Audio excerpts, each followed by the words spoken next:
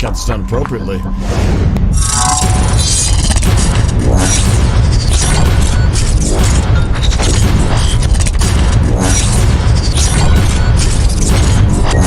I'm DK Metcalf from the Seattle Seahawks, and you're watching NordCam.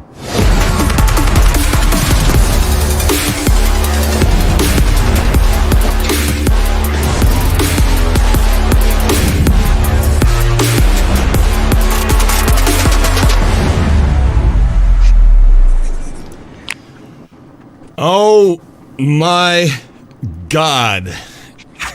I'm still in a state of shock of what I'm reading about right now, but if the stories are to believe, and it sounds like it is legit, breaking news, Russell Wilson has just been traded to the Denver Broncos for multiple first-round picks and players yet to be determined.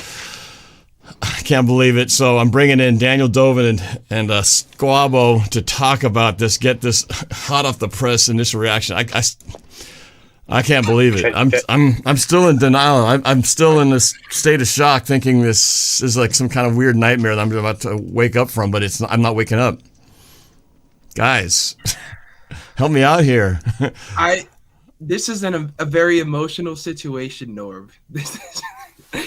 This hat might be one of a kind now because of this deal. Are you kidding me? This is the biggest trade in NFL history. Can you think of a bigger trade? Nope. Blockbuster Super Bowl top 5 quarterback traded. Now we're hearing it's multiple first-round picks. It's got to be. We're hearing it's multiple players. Drew Lock is involved. It's pending a physical and Russell Wilson's approval. Now, Norv, this past week, look at my shirt. Pac-12 women's basketball tournament. I was there covering. I saw Russell Wilson in person. Now, I haven't told this story anywhere but on my Instagram Live 2 seconds ago before hopping on your live stream. But my first interaction with Wilson, a lot of people saw on my Instagram story at Squabo says that Russell Wilson waved and he did this little, he ended up saying, let's go. And he was hyping up his family member who was playing for Stanford.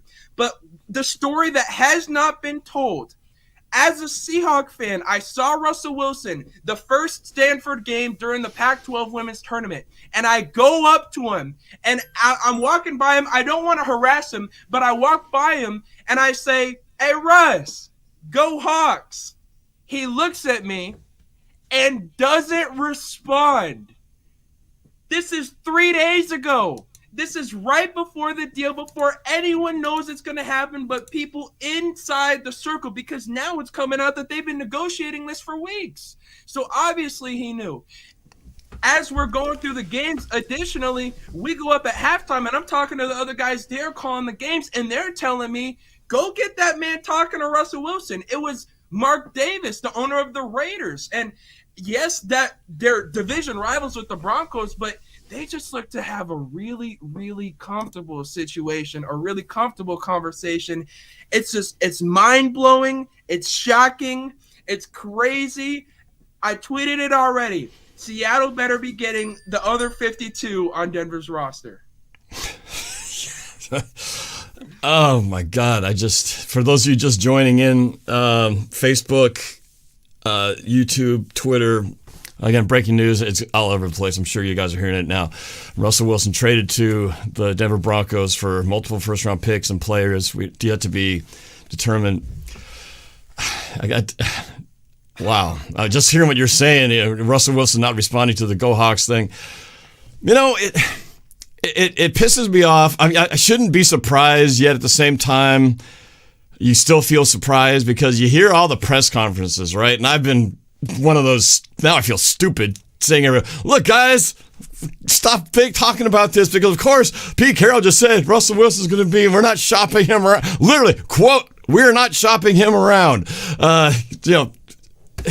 The general manager, John Schneider, denying the same thing. Russell Wilson, I plan to be here to win future Super Bowls. That is the plan. Apparently the plan wasn't that solid because this is coming down now. Now, it's been saying pending a physical and his approval, but guys, everybody knows that that Russell Wilson has a no trade clause. Do you really think they would announce this if they hadn't talked to Russell about it yet? Like they're going to go, he's been traded. And Russell goes, no, I don't like that. I'm not going to go. I hate to say it. I'd love to say, no, Russell Wilson could nix it. But the fact that this is already happening, it's been discussed, obviously. Russell Wilson was in on it as well. They were all in on it. It was all a big little secret. Who knows how long they've been working on this thing.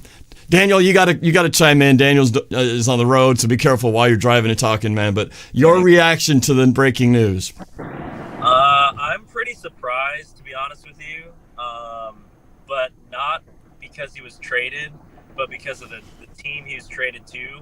I didn't see the Denver Broncos being a great fit. You know, a lot of people were talking about, oh, Sierra. You know, she'll want to be in a big market. So this makes me think that it's a football thing. I think Russell, maybe he is, thinking about, John Elway's leadership and very quarterback legacy heavy type feeling in Denver. Maybe he's looking at their offensive line and, the missing piece they need as a quarterback. He's also probably looking at the division in the NFC West and doesn't want any part of it, He doesn't want to be here for the Rams trying to repeat.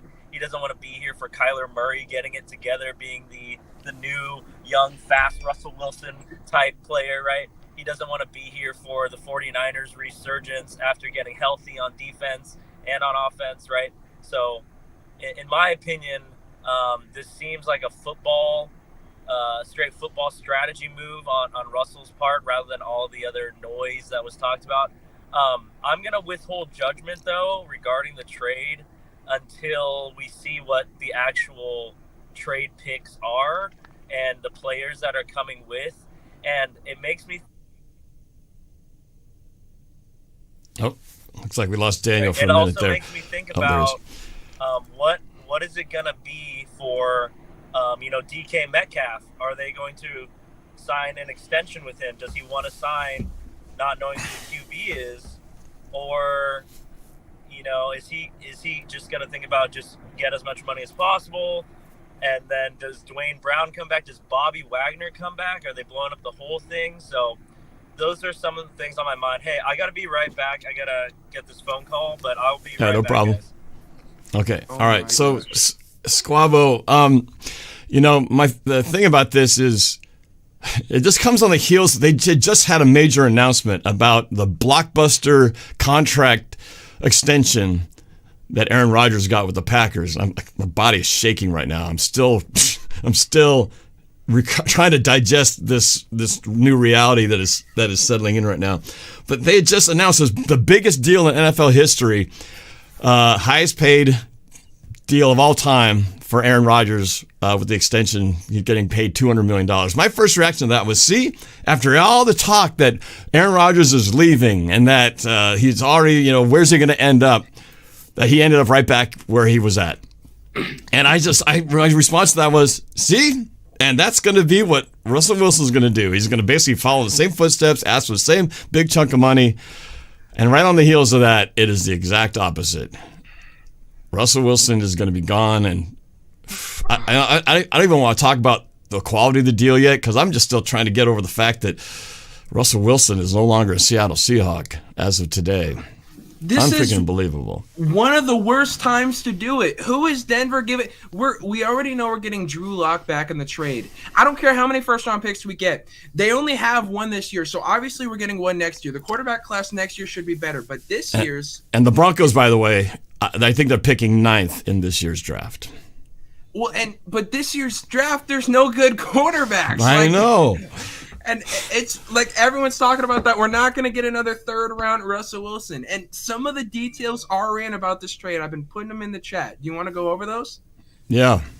We know that it's going to be 3 players, including Luck, and this is all reported by Jay Glazer, who's known for not being the first to report things, but known for being accurate. 3 players, including Drew Luck, 2 first-rounders, 2 second-rounders, and a 5th for Wilson and a 4th. Now, remember, the Broncos this year have the first-rounder, their own second. They have a second from the Rams for Von Miller. They have their own third. They have a third from the Rams for Von Miller. So they had a lot of draft capital.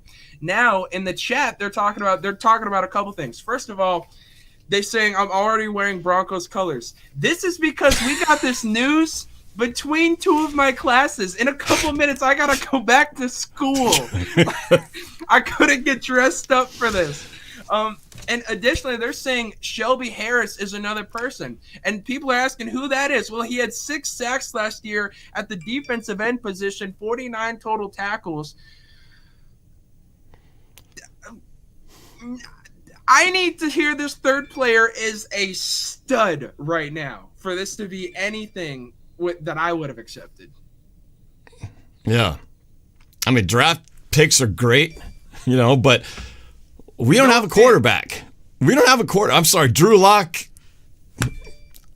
Does Drew Lock make you feel like you're now a playoff contending team? Unless I've been missing something. But Drew Lock ain't no Russell Wilson. Shelby Harris, Noah Fant, and Drew Lock. Noah Fant's a good receiver. Well, tight end, but he's nothing for Russell Wilson. We're officially in rebuild mode. We're officially in rebuild mode. I mean, I've always said, you could have fired Pete Carroll and we'd still be contending if Russell Wilson's in there. But as soon as Russell Wilson's gone from the Seahawks staff, we're in rebuild mode, in my opinion. Well, Norb, we got to talk about the bet too. Like I don't give a crap about the bet. A steak is bought and given and eaten and done. It's some money off the plate. I'm fine with admitting that I was wrong and that I put money on it. That what was the deal? Was this supposed to be both? I can't remember now, but it was one or two or both. Did I lose if Russell Wilson's gone? Was that how it was? You said you win if everyone stays. Anything else, that's right. We win. Okay, all right. That's fine. I lose. We lose as a city, as a Seahawks fan base. In my opinion, we're losing. That's why I bet on it, because it wasn't just I thought he was going to stay, because I wanted him to stay. Norb, that's why you don't bet with emotion, man. You gotta purely neutrality, right? No, but y'all. So Suavo, are you sure that that's what the draft pick compensation is? What you texted?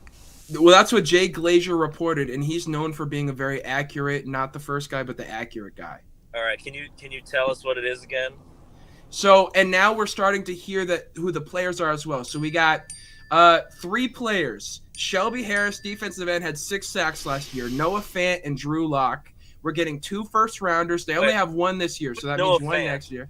Who's Noah Fant? What does he do? Their tight end. He's their tight end. He's a pretty good tight end. Good fantasy player, but he's not the most consistent. You could argue that it's because of the quarterback, but he's a good player. He's a top prospect, but he's not. He wants his type of tight end. Okay, interesting. And then 2 first-rounders. They only have 1 this year, so that means we'll get their first next year. So we'll have 2 first next year, and there are supposed to be better quarterbacks in that class. We don't know who they're all going to be just yet, but 2 second-rounders and a 5th in exchange for Wilson and a 4th-round pick. Okay, so we get their first this year and their first next year? Yep. So we get number 9 overall? Yep. All right. So it's 1 first-round pick this year and then another next year? Is that right? I know that they only have 1 this year, so I'm making the assumption that it's next year's first. Because they wouldn't make it this year and then 2 years from now. Interesting. Well, and then also they're considering dropping, $30 million off their cap, right? So maybe the idea is Drew Lock is a 1-year stopgap, or maybe they're not, for a quarterback this year, or maybe we still do draft a quarterback this year to compete with Drew Lock, or maybe, just maybe, we're going to also cut Bobby Wagner and sign an expensive quarterback. I have no idea, but this is mind-boggling. I actually don't think that's enough for a player of Russell's caliber, It's not Agreed. equivalent to like 3 or 4 first-round picks. But I guess, you know, they don't want to chance a bunch of draft picks, and they like what they see in these 2 other guys. But that's last time I checked, defensive end and a tight end, they can't really score without a quarterback. So, like, we're not going to score more points per se. So the chances of winning just went down. So I'm going to guess Vegas odds on Super Bowl Seahawks just moved from 30-1 to like 40-1. Well, and Or worse. Daniel, talking about betting with your heart, and now you're not supposed to do it. What? Look, I put down $100 on a 30-1 Seahawks. Like, you know what? There are 32 teams in the league. I'm like, we're better than 1-1. I'm like, whatever.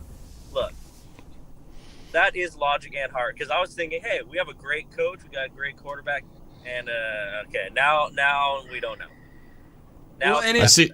There's a lot of people saying, "Go get Deshaun Watson." Please. If he's innocent, of course. If he's not, then I don't want him. Like, 'cause Right. that just means he's a sleazeball. Like, we don't want that. Additionally, how long is Pete Carroll staying? Did he just screw over our entire franchise as he wears the biggest hat in the history of the Seahawks? He's still here for like, isn't it at least another 3 years or 4 years? It's a long extension, like 2025, I think. yeah, I think 3 years. 3 or 4, yeah. You know, and so many people thought, oh, he wouldn't do that because Pete Carroll doesn't want to have to rebuild with only a few years left in his time here before he retires. He wouldn't do that. He wouldn't want to start over with 3 years left. They're rebuilding. They truly believe that at the end of this offseason, they're going to be competitive. 100%. I guarantee you, we're not even close to being done yet. But dropping off $30 million, like, for the next 3-4 years, and then not including, we don't know what they're going to do with Bobby. We don't know if they're going to re-sign Wayne Brown. Most likely not. I would probably say that they're not going to re-sign Brown. If they're trading Wilson, and this really does start to feel like a rebuild year, well then why would you re-sign Bobby Wagner? Right? Wouldn't you trade him and continue to get more trade options and draft capital if this is the move you're going to? Because you re-sign Bobby if you think you're going to win, you know, a championship in the next couple of years. But if you're not, which I don't see how this move makes us any better, a chance of winning the championship in the next 2 years, it makes no sense to re-sign Bobby Wagner now. Right? Why would you re-sign Bobby Wagner and trade Russell Wilson? It doesn't make sense. To me, they're like tied together. Obviously, I think Drew Lock is the future. That can't be. Like Drew Lock was really coveted with Shane Waldron and Sean McVay when he was with the Rams. Maybe they looked at him hard and they're like, he's got what it takes for our system, and Russell's too short. What if Shane Waldron wants to throw it to tight ends all down the middle, and they're like, Russell can't make 30% of the throws that I want to call. You never know. Maybe Russell was like, I really wanna go to Denver. Maybe he loves Denver. Maybe the tax rates are lower than here. You know? You never know. I mean, that's the thing that's going to be scrutinized, and we may never know the truth, but this started somewhere. And just because the Seahawks are the ones announcing the trade doesn't necessarily mean that the Seahawks said this is what we want to have happen. Because Russ could have behind closed doors said, look, I want out of Seattle. So we need to figure out a place to go, right? We don't know who pulled the trigger first, who said, you know, cock the gun, you're leaving Seattle, or I'm leaving Seattle. Somebody said, you are going, or I am going, and we don't know who made the move. You know why? Because he broke rule number 1. He broke Pete Carroll's number 1 rule, which is what? Protect the team. Always protect the team, and he threw his teammates under the bus in the offseason, and then his agent started leaking stuff. Like, that's not good. and we were 12-4 before this whole thing. I think us, getting spanked out of the playoffs, first round against the Rams, and then us firing Brian Schottenheimer, I think that was the beginning of the end for Russell. And then Russell's mentor passed away, and we had a rough season this year. He got injured. His agent's still chirping. The writing was on the wall. We didn't want to believe it. The weather is, not great. Russell's in Vegas looking all bummed out. He looked so bummed when I saw him. His eyes were glazed over all red, like he's been crying a lot. That was my interpretation. And he was talking to Mark Davis, all chummy, like, I'm about to beat your butt in the AFC West. We had no idea what he was talking about. Now we know, Norb. I don't think this is necessarily bad on the long term. It's hard to view it well right now, but it's not the full picture yet. And so I'm interested to see what happens here. Well, the only way you can look at this as positive is to say this is good for the long term, because for the short term, it sucks.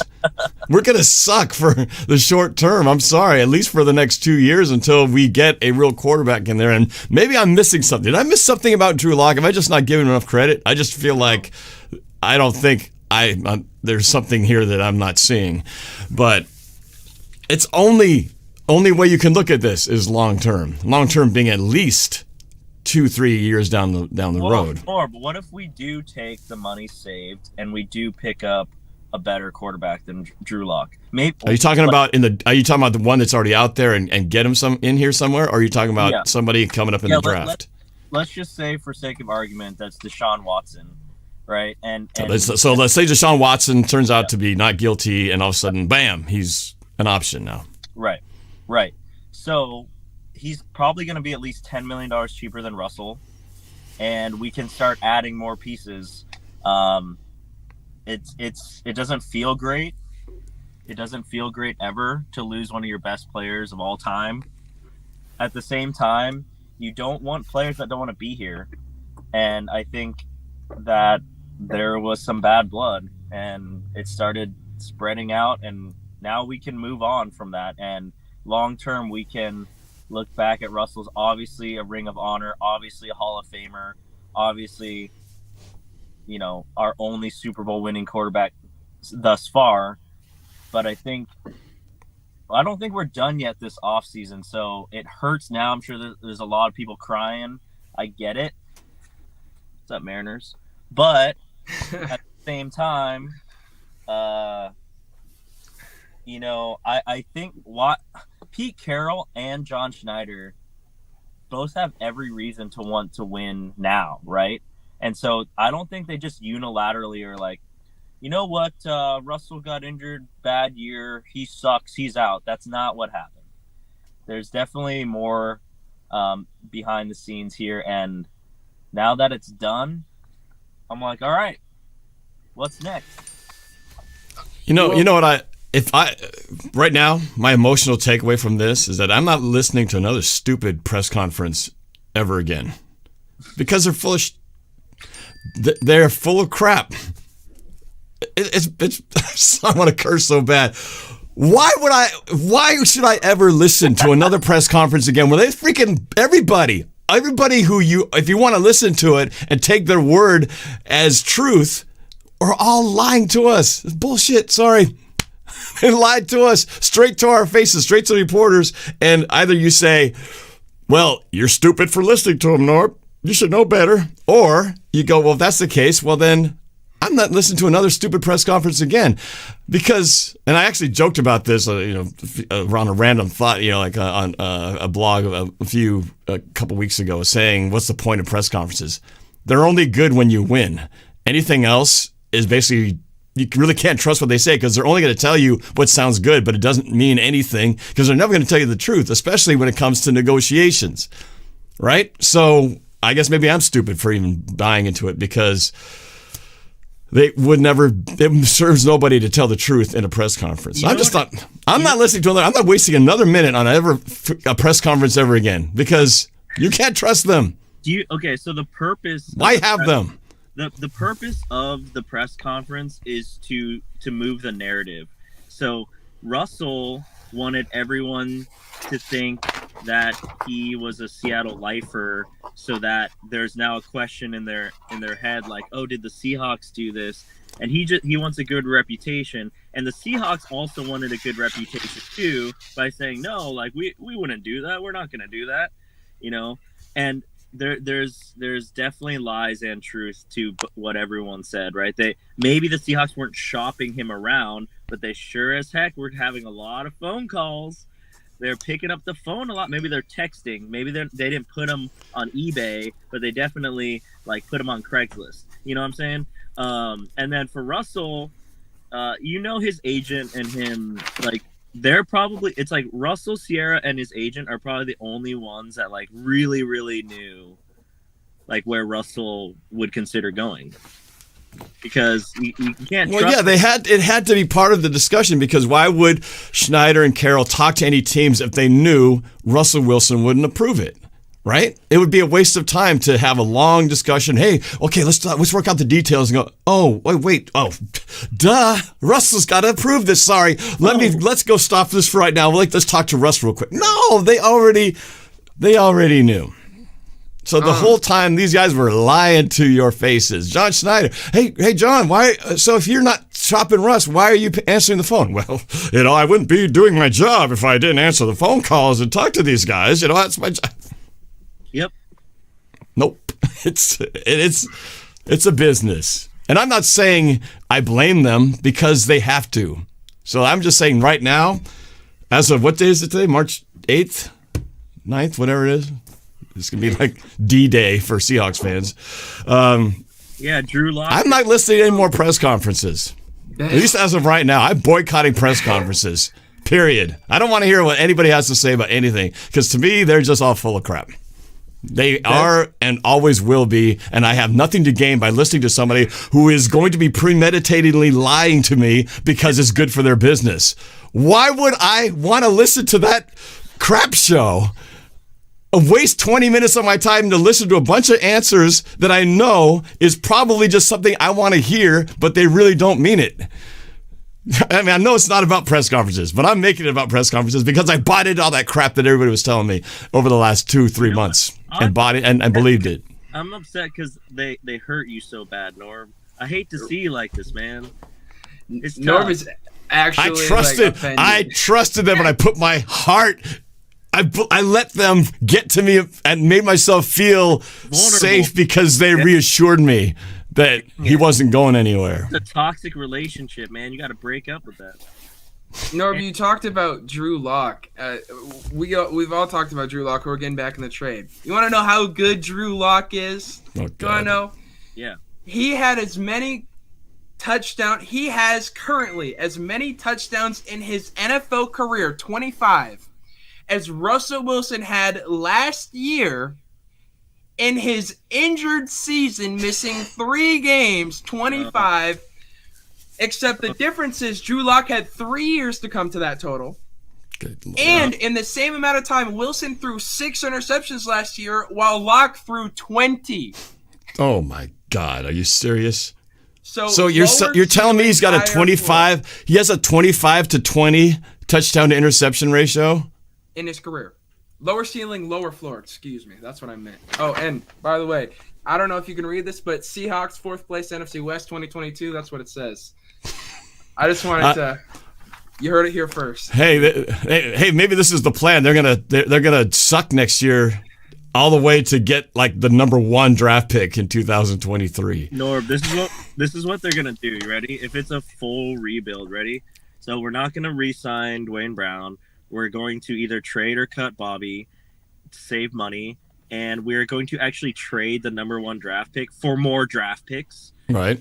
We're gonna spread it to like 3 or 4, and then we're gonna spread those 3 to like 5, and then that's what we're gonna do. And I don't know what happens. What happens with DK and Tyler? That's the big question. Because to me, all those free agent guys who are on, that we all been talking about, Quandre Diggs, see ya. Who's the cornerback that we also have you guys have bets on? DJ Reed. DJ Reed. Yeah. See ya. I just, to me, it makes no sense in strategy now to buy into an expensive free agent who's going to be, a 2-3 year contract when we'll be lucky to be relevant in 2 or 3 years. You got to go full rebuild, man. Nuke the whole thing. Blow it up. But I don't know what that means for DK Metcalf and Tyler Lockett. Maybe Tyler Lockett's done because he's like in the peak, and you're going to really waste a bunch of money on his talents for the next 2-3 years to just be trapped in an organization to a guy who's got a 20 to 25 to 20 touchdown interception ratio. So knowing John Schneider and Pete Carroll, they're going to claim that they're going to compete for a championship this year. They will never admit to. They're going to say that because in the press conference they'll be asked, so are you guys planning to win this year? Yes, we are. Bullshit. They're nuking the thing, and we're not even going to know it's coming. Sorry, I interrupted you, man. No. They're going to say they're going to win a championship. Well, blah, yeah, blah, blah, blah. That's the thing is maybe because you need a quarterback, right? You're probably not bringing back Geno Smith. He got into some trouble like right after the season, right? So maybe they're thinking Drew Lock is either a 1-year stopgap or he's a backup, and we're not done at quarterback. And I don't know if there is a great quarterback at number 9 this year.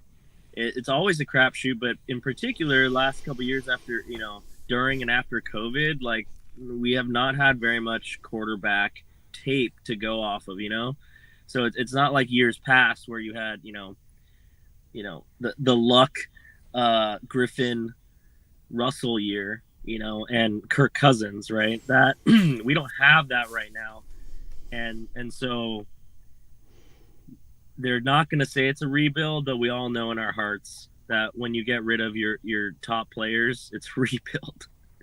And it's sad because nobody wants to live through a rebuild, particularly Pete Carroll, but that's what we're doing. Our actions say that it's a rebuild. Our words say win forever, right? The book says win forever. And, win forever in about 3 or 4 years. But he's going to retire then. He's going to be retiring by the time this team becomes relevant. Squabble, you got really quiet over there. I'm just reacting, man. This is y'all know. In 5 minutes, I gotta go to class. I'm already not looking forward to this class because in this class, I'm talking with Packers, Niners fans every single day. It's gonna be a rough class. Just the implications of this. First of all, I do want to say I'm rooting for Wilson in Denver. I am happy for him. I'm excited for him. I'm happy for Denver's a franchise that I have supported. We beat them in the Super Bowl. I'm obviously still a Seahawks fan, but good luck.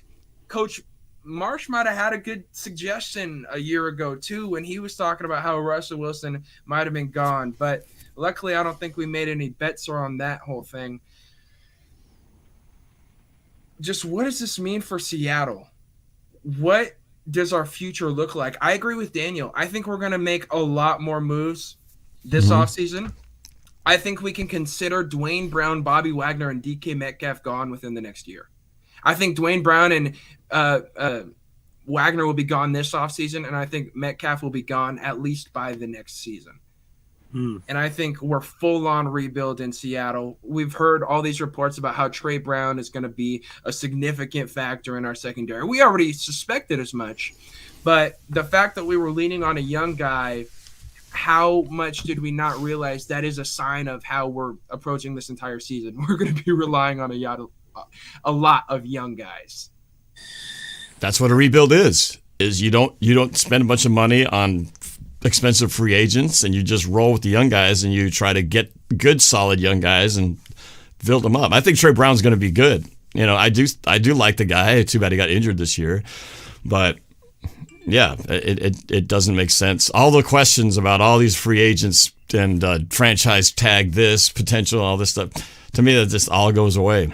It just becomes we're sellers. We're sellers now.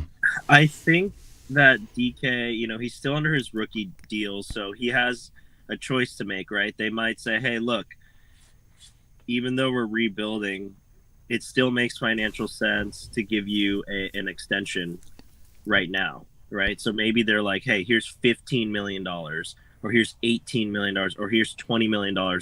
Still way cheaper than paying Bobby and Russell and Dwayne Brown and blah, blah, blah, right? And even Quandre, who I love, right? We would love, Diggs back if we were in win now mode. But they still might offer him that. And he's going to be thinking, do I want to take this not knowing who my quarterback is, and I'm just going to get my money, while I can? Like, that's a lot of money. Or is he going to say, no, I'm not going to sign an extension. You play out this year, and then he gets traded. You're not going to – it's going to be really hard to get anything worthwhile for DK for 1 year rental. So it's a tough spot to be in. I think the best option would be to build around, the young nucleus. You want to build around DK. You want to build around Jordan Brooks. And we need to find a franchise quarterback now. And that's probably the biggest thing. OMFG Google in the chat actually made a pretty funny comment. Brady, get Seahawks a ring. Wouldn't that be funny to twist all this? All of a sudden, breaking news, Tom Brady signs 3-year deal with Seattle Seahawks. Tom Brady. All of a sudden, okay, hold on a second. Wait, everything I said about the free agents, I take that back. Boy, wouldn't that be a funny twist to this day, wouldn't it? Trade Drew Lock for a defensive player or something like that, to a team that really needs a quarterback. That's something the Mariners would do, Like, sometimes they already have a deal with someone else, and they're like, okay, we're gonna pick up Drew Lock real quick, and then we'll send him to you for a 3rd round draft pick. You know what I mean? Like, that's the way. I would bet you guys right now that Drew Lock will not be our starting quarterback this year. I'll bet one salad. We're already making bets on the future quarterback. This thing hasn't even come off the oven yet. That's hot off the press announcement. You're betting that Drew Lock will not be the Seahawks quarterback at the start of 2022. Correct. In the first regular season game. First regular season game. He will not be anyone else. See, but I agree with you, so I can't bet that because I think you're right. Because if it is Drew Lock, then we're really screwed. If it is, and I'm a vegetarian. Squabbo has to go. No, sorry, man. I feel the pain inside you right now, and it's hurting me as your friend. It's tough to see, honestly. It's terrible, man. Unbelievable. Unbelievable. Wow. I really thought he was here for the long term, that he'd just stay a Seahawk for his career. But does that mean when he goes to the Broncos, he's going to be ending his press conferences with "Go Broncos"? That sounds weird. It sounds wrong. But then again, anything else but that sounds weird, Broncos. Go Broncos. Go Denver. It is weird that it's Denver, too. That we beat them in the Super Bowl, of all things. I do think that Denver, on a football level, makes sense for Russell as far as the team around and the leadership and John Elway. Like, that all makes sense to me. I wish that we got a more significant haul when you're giving up your franchise quarterback in the prime of his career. Yes, we're saving $30 million, but to get a pretty good defensive end, I need to watch more film on the guy. I've heard of Fant. He actually made plays, on a kind of a not great offense last year. But at the same time, like, it's really not a lot. Even if you trade this year's 1st round draft pick for like 3 picks, it still doesn't seem like enough. That would be probably a 2nd, a 3rd, and a 6th, and next year's 1st and 2 role players. Like, at least get a Pro Bowler back. I thought they were gonna get like a Pro Bowl linebacker or like a cornerback or something, of need, like super need. Obviously, we need sacks. That's great, but it's, again, that doesn't make you score more points. Right. We didn't get a wideout I don't know. It's concerned. We didn't get an offensive lineman, right? So there's definitely more coming, but it's gonna be a crazy offseason now. Like I think the Bobby thing's gonna be a big deal. I just don't see the Bobby thing happening. It makes no sense. It's too expensive, and even if they were to work out some kind of deal, we're not talking a long-term thing that's going to last through this transitional period. Unless the Seahawks have some part of this equation that hasn't been revealed yet, where a quarterback like Deshaun Watson can't be is not up for discussion yet. But if some quarterback is in the equation here that suddenly lands to Seattle, I joked about the Brady thing, but where we're not just stuck with what we got in the trade. If they have some other big picture that's going to put a win now quarterback on the roster, right? The Drew Lock part makes no sense to me. The other two pieces and the 2 draft picks make sense. The only way that Drew Lock makes sense is a 1-year stopgap, or he's truly the backup. But if you're thinking he's the starter, then this is definitely a fail. Like I'll just. But anybody could have been the stopgap. We've got guys on the team who are stopgaps. So why would he be even any value? And you can't even really trade him and get anything good for him. Yeah. To me, it's like it's a wasted. It doesn't help the team at all, and that's one of the key pieces in this trade. I was theorizing maybe he would be like the right type of system quarterback for the offense, and that's me as a non-football genius saying that. Because I did hear a lot of analysts talking about how Drew Lock, has all the physical tools, but he wasn't in the right system. I'm like, I don't know, man. I don't know, bro. Like, all I know is what Squabo said, which is the stats are not great on Drew Lock, and he wasn't super interesting to me when he was coming out of the draft. So,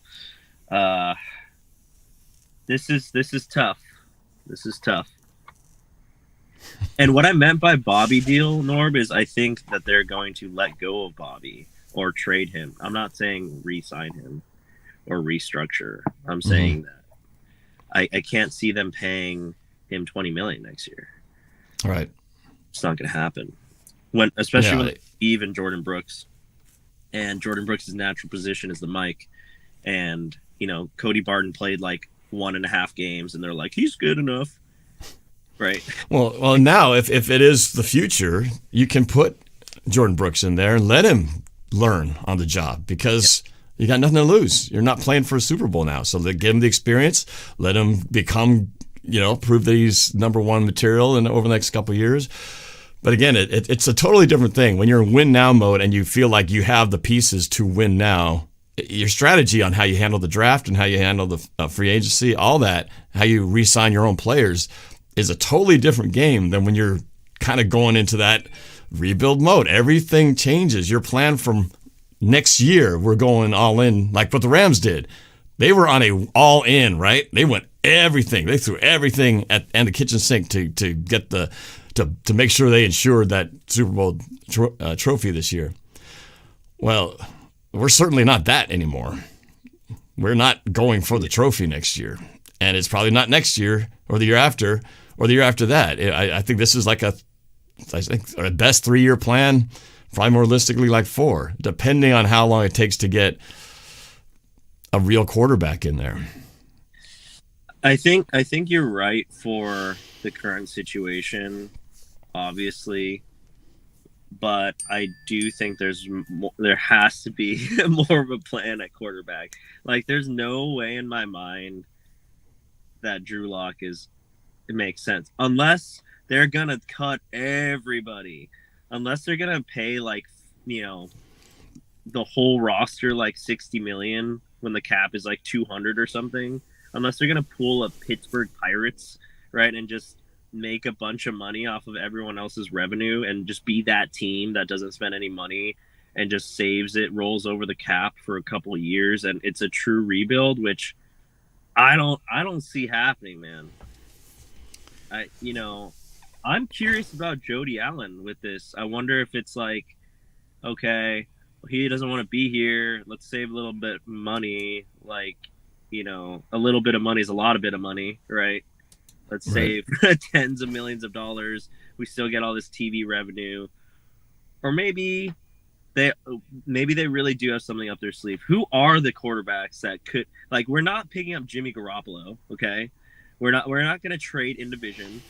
We're not going to. We might get Deshaun Watson. That's a possibility, right? Maybe Tom Brady. No. Peyton Manning. No. I know Kyler Murray was in the news for a while. There had that whole situation where he was sort of forcing the hand for the Cardinals, saying, "Hey, this is what we want. We're committed. Now we're just waiting for the Cardinals." Have they locked him up yet, or is he technically? And I'm not saying I want Kyler Murray. I'm just looking at who's even out there who's got any skill that could potentially, be a better deal than Drew Lock. I don't know if Kyler Murray is even an option. I don't. Or would you even want him? But I think he's at a point where he's still on his rookie deal. He's like in the same spot as DK, I think, where like it makes sense to extend him now. That's right. Letting him hit free agency, but they're definitely not going to trade him to the Seahawks. So Kyler is definitely out. An interesting name. This is just super speculation, but someone like Kirk Cousins, right? That's like a really solid quarterback when he's on, but he's just not really gotten over the hump with the Vikings. Like, they're the type to, like, we've traded with the Vikings so much, it just makes me think that we just, the GMs just like working together, so that wouldn't surprise me. But or we go crazy, right? And we draft a quarterback at 9 and do something very unusual for us. We keep the draft pick, right? And we pick up some guy you've never heard of, and we roll the dice, and maybe he's awesome, or maybe he's terrible. And if he's terrible, then you have Drew Lock, who's had a few years of starting, who's not great, right? But maybe that's the crapshoot. All I've heard, though, is that this is not the year for drafting a quarterback. Now, I don't know. I heard some guys were hucking the ball all over the place in the combine. But this, what does the combine really tell you? I mean, it's I will say this is after the combine, so maybe they liked what they saw. Maybe they're like, hey, there's like 2 or 3 guys here that will probably be there at number 9. Let's do it, And I do think that they're not going to say it, but Shane Waldron he's having a big say in this, and I think that Russell is obviously a great quarterback, a great athlete, great leader, but maybe on a football level it wasn't a great fit, and this is an example of a franchise that is choosing the leadership and coaches over the players. It's not always the case. Sometimes it's the other way around, right? You'll see, like, for example, the Falcons, they kept a lot of the same core for a long time, but they kept firing the coaches. Right. So and again, but that's assuming that it's the GM and the coach that decided it's time to get rid of Russell Wilson. We don't know yet. Russell could have forced the hand behind the scenes. He could have said all the nice things we needed to hear, but maybe behind the scenes he told Pete, "I'm done, man. Find me a place that that I can accept." And it does make sense. Maybe again, there's that denial thing when you look back at when one thing didn't make sense to all this stuff is that when they kept saying no, I'm not going to do this. I'm not going anywhere. And then when the agent put the whole 4 teams up last year, nobody could really defend why that happened, right? It makes absolutely no sense why the agent would just toss it out there if they really had no intention of going anywhere, right? It's hard to even, as a guy who wants to believe wholeheartedly in everything that was being said that he's not going anywhere, how I couldn't even defend that. I really didn't even know how to say, that was, it's just don't worry about it. But really, just like, what sense did that make? If you're not going anywhere, why would you even float that, hey, these are the, 100%. Russell doesn't want to trade, but here are the 4 teams he would go to. That 100% came from Russell. Like, an agent would get fired, right? I'm a real estate agent. If I just made something. Yeah, the agent would do it without your permission. My client wants to buy 4 of the houses on this block, and these are the 4 houses I want, but I'm going to make an offer on your house. It's like, that's not even. Yeah, the agent works for the client. Exactly. So. Now, I'm still seeing, like it's your boy X in the chat is saying, well, Russ still has to approve it. He can decline it. Come on, guys. Yeah. It was wishful thinking, man. I like to think, yeah, Russ could just say no and he'll still be with the team. This didn't happen without his involvement. The Russell- team would go this far without Russ not knowing about it. Russell 'Cause they wiped know he has to approve it. Instagram from a lot of the Seahawks stuff like a week ago or 2 weeks ago, and everyone was like, "Oh, what's happening? Like, is something happening?" And everyone's like, "Oh no, it's fine. There's still some stuff left." And then now it's like, maybe, maybe we already knew. You know, besides Deshaun Watson, Tua Tagovailoa has been kicked around a lot in the chat. I'm not sure what his situation. He's still with the Dolphins, right? He's not free yet. I guess anybody could be wrestled free if with the right price and the right trade and the right capital that you might be willing to trade it. Because he's been one that's been talked about, right? I think Miami was one. Even when we were having a little discussions, I think Miami came up as a potential. Well, if Seattle were to work a trade, I could see Miami making a fit because of the quarterback that they have there. But the only win now guy I really see is Deshaun Watson. Like on a football perspective and a really bad fit for his current scenario. Obviously, this is breaking news, so I haven't looked at everyone's rosters, but in my mind, most of the good ones are locked up or they're under their rookie contract, right? We think about, obviously, Mahomes, Rodgers, Burrow, Brady's out, Drew Brees is out. Like, Josh Allen is obviously, gonna be a Bill.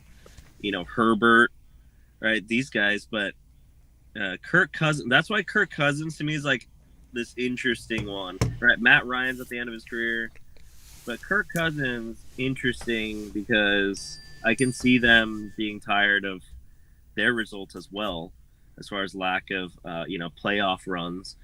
The only thing about that is he's essentially the same price as Russell. He's like $30 million a year as well, so it's yeah. It's funny because I was talking to Sports Live in the ATL, David, a friend of mine from Atlanta who's a big, obviously, Atlanta Falcons fan. He just threw this a rhetorical question out there, like, so Norb, if Matt Ryan were to be your quarterback, how would you feel about that? Like, it just was happening. Right. And I was like, well, I don't know why you're asking me that stupid question. That's not even going to be in the realm of possibility. Now here we are looking for. I heard you say Matt Ryan. You actually mentioned his name. Now he is at the end of his career, so it's hard to say. But he has been a good quarterback. But yeah, that makes absolutely no sense with this with our team as it's currently constructed. Right. But man, who will be the quarterback? That's going to be the question asked by many. Because I agree with you, Drew Lock. Makes no sense as being the quarterback, at least not in the long term. So who will be the long term solution? Is it a guy it's out there? Is it a Deshaun Watson? Is it a quarterback on another team and it's just a matter of pulling the right deals and strings to get him here? Or is it some guy, like you said, we don't know yet, who's going to suddenly rise from the depths of nobody in the 2022 draft and suddenly at number 9, they take the Denver pick and get this new savior for the Seattle Seahawks. And this was their plan all along, or at least their plan that has developed in the last couple of months. Right. Let me throw out a free agent names that I just found on Google. Ready? Yeah. This is what Google says. Here are the top 9. This makes no sense. Ready? Drew Brees, Peyton Manning. They list Russell Wilson, which is not true. Phillip Rivers, nope. Ben Roethlisberger, Cam Newton.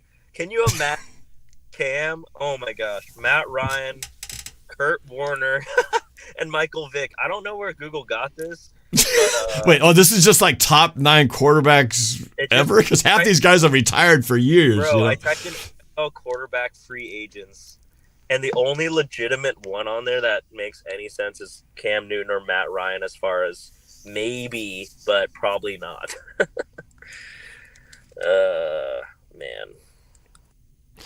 I made a video years ago when I said I felt sorry for Patriots fans because I said at some point they're going to lose Tom Brady and there'll be this feeling of life after Brady. And for all the fans who only knew the Patriots during the time when Brady was with them, they won't know what it feels like to have a bad team because when he was with them, they won all the time and multiple Super Bowls and all that. Right. Well, I did not think that 2 years removed from the Tom Brady leaving the Patriots would we be having our own, I need to make my own I feel sorry for Seahawks fans video, because now we're living in a new era in 2022, ushering a new era for Seahawks fans to what is life going to be like without Russell Wilson? Right. And I could say right now, pretty surely, that it's not going to be very sunny, at least not for the first couple of years or 3. Oh, man, but, jeez. Super chat. Paul Hanna says, Seahawks need to trade for Ben DiNucci. Go Dukes. Who's Ben DiNucci? I don't know who Ben DiNucci is. Probably Paul. I wasn't doing a lot of quarterback research because I didn't think I'd have to worry about it. Yeah, I'm looking at these quarterbacks, like top quarterback draft prospects, and I know the schools they went to, but I don't know a lot of these names. It's this is a bad place to be, Norb. It is. It's a horrible place to be because we've talked so much about feeling sorry for other teams because they don't have a quarterback. I remember mentioning Denver and teams like Cleveland for a long time, Chicago. These teams have struggled for so many years because they've been just going through the whole can't find a quarterback. Jets. But the Broncos were one of them. Now, obviously, Seattle has done this to solve their problem. Denver obviously hopes that Russell Wilson will solve their problems. But yeah, compensation package. At least I'd feel good if I looked at it and go, wow, well, that's pretty good. You know, like let's say if Von Miller were still with the Broncos and we got Von Miller in that package, I'd feel a little bit better. There's no Hall of Fame coming back our way. That's what I mean. It's like you don't feel like you're getting that thing. Now looking back at it, now you wish they'd done this move a year ago, before the 7-10 season, while the draft last year was a pretty good quarterback draft. Not that it would have been, we would have gotten number 1 or anything like that, but not great. Yeah, the big question to all this is when, and we'll never know, but who started the dominoes falling? When did this all really begin? Was it recently, or has this been in the works for a year or more? And was it started by the Seahawks, or was it started by Russell, or was it totally mutual? Because in most divorces, it's rare that it was a completely mutual thing where everybody kind of just sits down and goes, Pete Carroll just sits down, hey, Russ. Hey, Pete. I was thinking too, that maybe it's really not working out. No. Maybe we should just part our separate ways. Yeah, I agree. Let's shake on it and let's just kind of work on this deal together. That sounds good, It's been a good run, but yeah, I think time's over. When does that ever happen, right? It's usually somebody who probably felt a little bit more disenfranchised or a little bit more fed up or for whatever reason already and got the ball rolling. I hate to say it, that if I had to put money down, and of course I can't put money down because we can never prove the truth, I feel like it was probably Russ. Yeah, at this point, because, with the way the salary cap was going up before COVID, they had worked out all the math thinking about keeping Russell through his contract. I could tell by the way that they were talking about it and the way that they were making moves. They genuinely thought that we had a shot to win the Super Bowl 2 years ago. The year we went 12-4, that was the year. And then this last year was a little bit of an anomaly because of, Russell getting injured is a huge deal. And DK had a foot thing and Jamal Adams got injured. So for a lot of reasons, this year wasn't great football wise, but a lot of this has to do with Russell not seeing football. When we fired Brian Schottenheimer and when we didn't go spend $50 million on offensive linemen that may or may not be great, or drafting like 20 offensive linemen and dealing with the Super Bowl winning Rams and the hardcore 49ers and Cardinals, like, this division sucks for a quarterback. Like, you're going to get hit no matter who you are. And a lot of things just added up, to Russell not being happy. And it's not like he didn't spend time here. He spent 10 years here, right? 9 or 10. So he put in his time. So, yeah, man, it's just like, what's next? Because there's no other option but to say, okay, if I was on the team and I was like suiting up, like when you're about to play football, you can't really be like thinking about the guys that aren't there, and they had to do that when he got injured too, so that's just what it is. It sucks because mentally going in, you're not as excited because you don't know who it's going to be. Right. So if you're DK or Tyler or like Jamal Adams, like Jamal's probably like, crap, not another rebuild. Like I was rebuilding the whole time. I know. He just left a team that was in the bottom, and now he's 1 year in. He had one good playoff appearance, and now he will go 7-10, and now rebuild. Yeah, and the thing is like Jamal loves Russell, right? He's always like, we believe in you, number 3. Like you're the best, And the team, for the most part, loves Russell. The problem is Russell has different aspirations, in my opinion. I think that it was driven by him, as evidenced by what his agent said. Like we've talked about, an agent just wouldn't say that. It makes no sense to just throw out 4 specific teams. And the irony of this is not one of those 4 teams.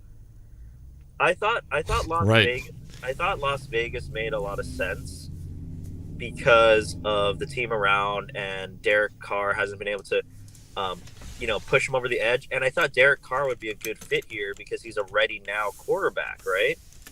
It just made a lot of sense. And then the whole Sierra thing, I was like, oh, Vegas? She could have a residency in Vegas, right? That makes sense. It's also close to where the kids go to school in like San Diego, right? It's super close to there. It's nice weather, blah, blah, blah, blah, blah. But now, well, and I a lot of this whole thing driven by, well, it's Sierra who's wanted to do this. She wants to live in a town where she can flourish her career. Well, is Denver a pop star, R&B star capital? I don't think so. It's a football capital, though. It's a quarterback. But it's like you said, the 4 teams mentioned last year. It was Dallas, New Orleans, Las Vegas, and Chicago. Those were the 4 teams mentioned last year, and now he goes to a team that nobody was really been talking about. I think every team was talked about at some point, but Denver was probably thrown around as well. But again, we'll never know the truth, and and I think that's the thing. Again, I ranted about it earlier, but I'm serious. I really have. I will not listen to any more press conferences. I'm not going to waste my time listening to press conferences when I know they are not going to be honest with me. What's the point?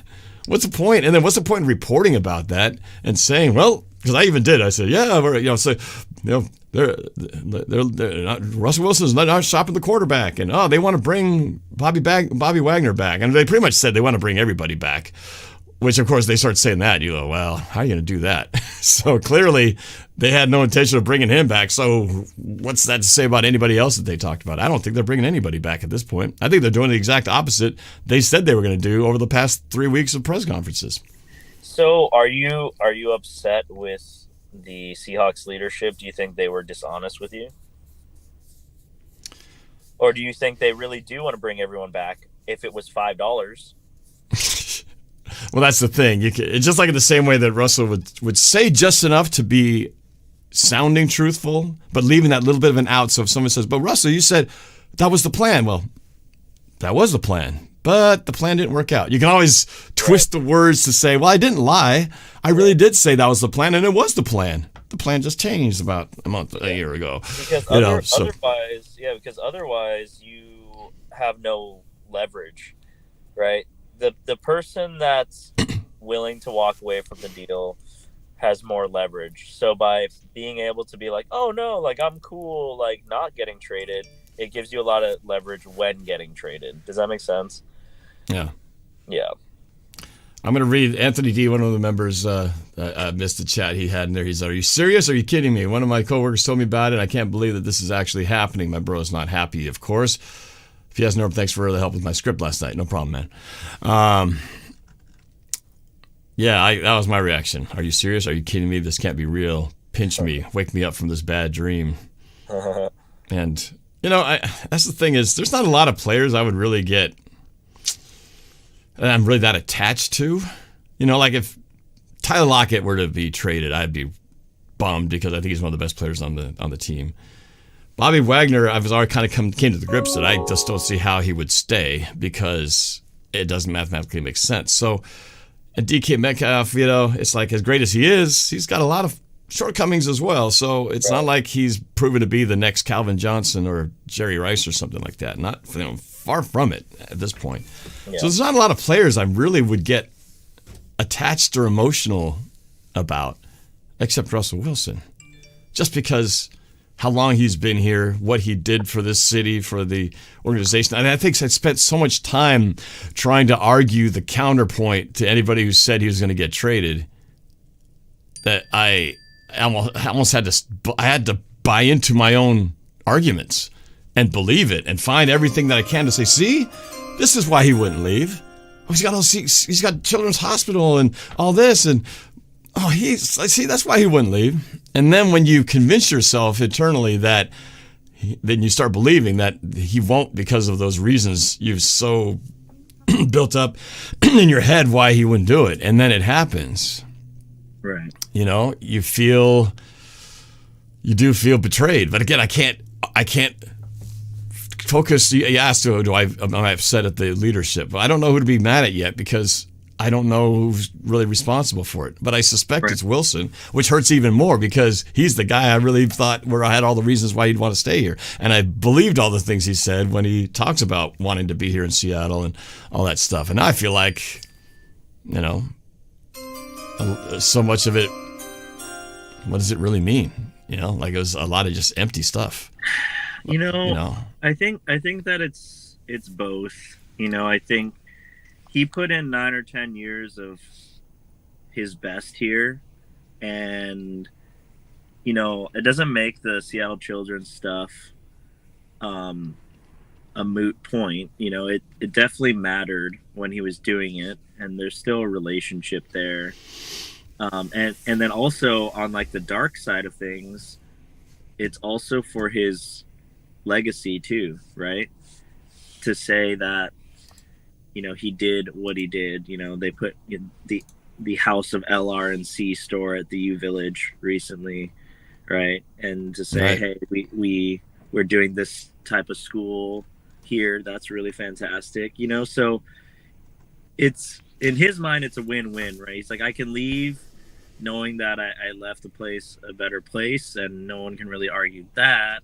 And also, I could have the perception out there, even though it's a lie, that I wanted to be there no matter what, which is not fully true, obviously. It's conditional, right? It's like, I'll be there as long as the offensive line's good, right? Or as long as we're winning Super Bowls. But if we're not winning Super Bowls, then of course I'm going to be pissed. And so I'm just surprised in the sense that, like, I really thought he liked the kind of Derek Jeter way of doing things.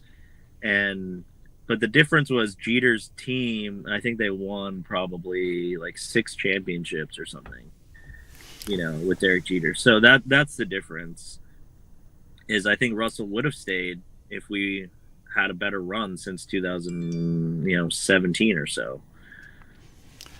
And I don't know what, I haven't really, my phone's been blowing up and I haven't really looked at all the stuff that I'm curious to see what Seahawks player reactions are going to be to this, if they're going to be voicing, their thoughts. I bet you there's going to be a lot of those eyes, the giant eyes. Right. And like no words. I bet you like DK will post that, and then it'll be like all love, Right. Yeah. Good luck, Russ. All that stuff. That's just like fluff stuff. But it is hard because if I feel like if it is Russ who started this, then all those things, everything from the, all those contributions, which are still great everything he's done for Children's Hospital, all the visits. I mean, he stood true to everything he set out to do and has done so many good things. And I will never diminish that or say that that's not important. Of course it is. But I think what I've learned from this is I'm just not going to allow myself to emotionally get invested in a player or buy into anything that they say when it comes to trying to talk about the goodwill that they have about that they want to be here. Because, this is what's going to suck now when you start looking ahead.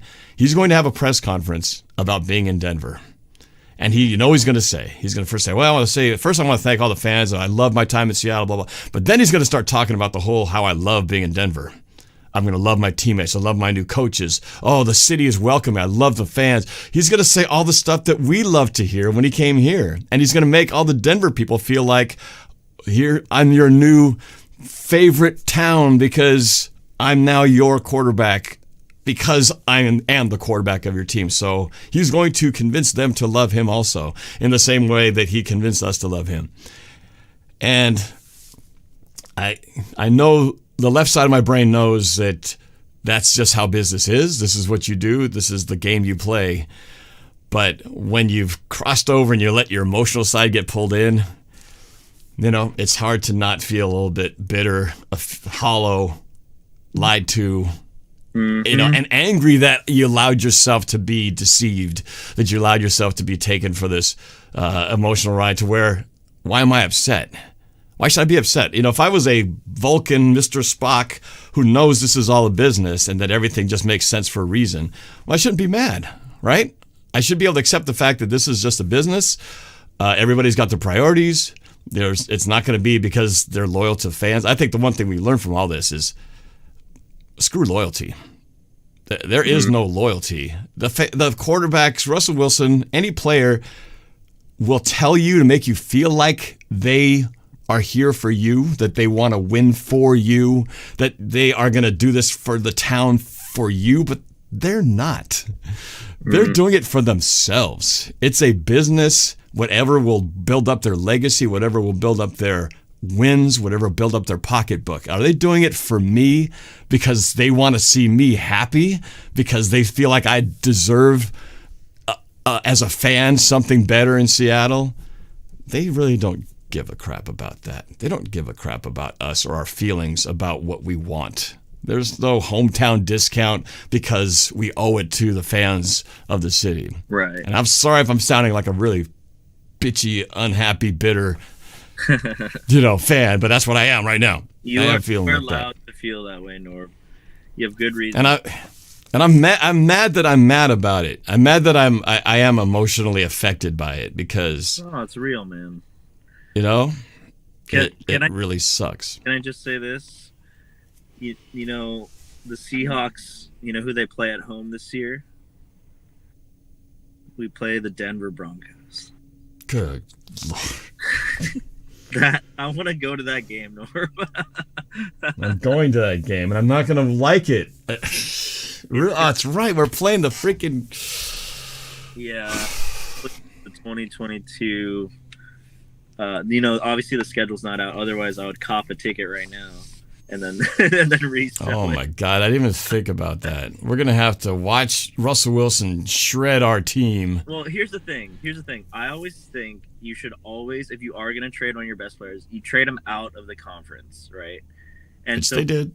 Yeah, which they did. So we're not gonna see them twice a year, every season. You never go in division, which is weird because the Mariners do that all the time, and their track record is not great, right? So I think it's smarter to trade out of conference. So the AFC West made a lot of sense given where Russell wanted to live and where his kids go to school, plus the teams make sense in the AFC West. So the only places were Vegas or Denver, and Vegas sounds like they're going to stick with Derek Carr. I would feel way better about the season with Derek Carr and saving $10 million and having all those draft picks and those other guys. I would have felt a little bit better. I still would have felt great, but I would have felt a little bit better. Like, well, you know what, Derek Carr, pretty good. Derek Carr is not gonna cost you $50 million. Russell's gonna demand $50 million. Yeah. After what happened, after what Aaron Rodgers broke the bank today, yeah, he's gonna want that, or very damn close to it. I don't really see the appeal in Denver, except, no offense to the people or the physical place. To me, the main appeal for Russell is like what he sees on the football operation, football field, and like the quarterback legacy of Denver, which John Elway is there, and he's gonna say some stuff. I guarantee it. He's gonna say, well, my dad like loved John Elway, or something. He's gonna say something that's gonna like connect him to Denver, even though it's like it's the best trade we could have gotten, Russell, because you said you wanted to leave.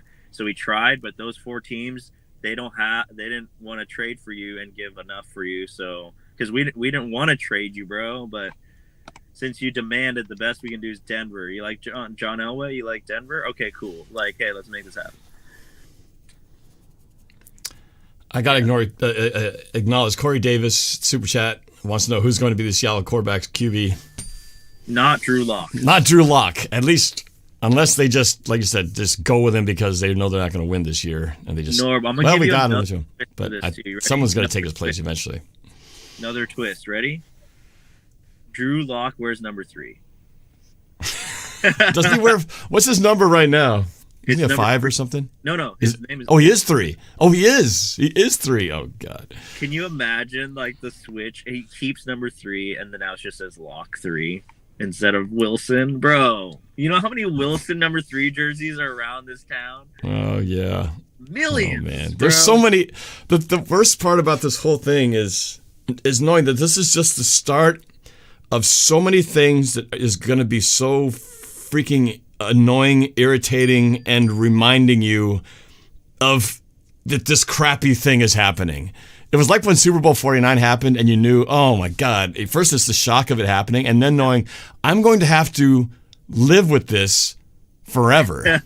And every day when I think about it, I'm going to go, oh God, why did we throw it? And then I'm going to be going, oh God, did we really trade Russell Wilson? 6 months from now, I'm still going to be going, oh God, we did trade Russell Wilson, didn't we?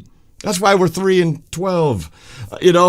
Norb, what if they want the money to continue to pay Chris Carson and Rashad Penny? What if they're like, no, we're going even more. We're going all running game, baby, and all defense. We just need a game manager. That's how we want it. We think Drew Lock can make the little dump down pass. He's tall. He's 6'4". He's got 9-inch hands. From Missouri. He was just in the wrong system. What if they're like, they actually think Drew Lock is the guy and he's cheap, and they're like, now we can spend money on defense, offensive line, running back, and then quarterback, whatever. Because dude, wait, let me finish.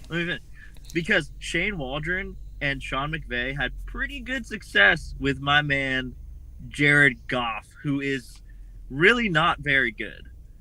Right? He's definitely a system guy, and he showed in Detroit that he's definitely not the guy. Right? He's just not the guy.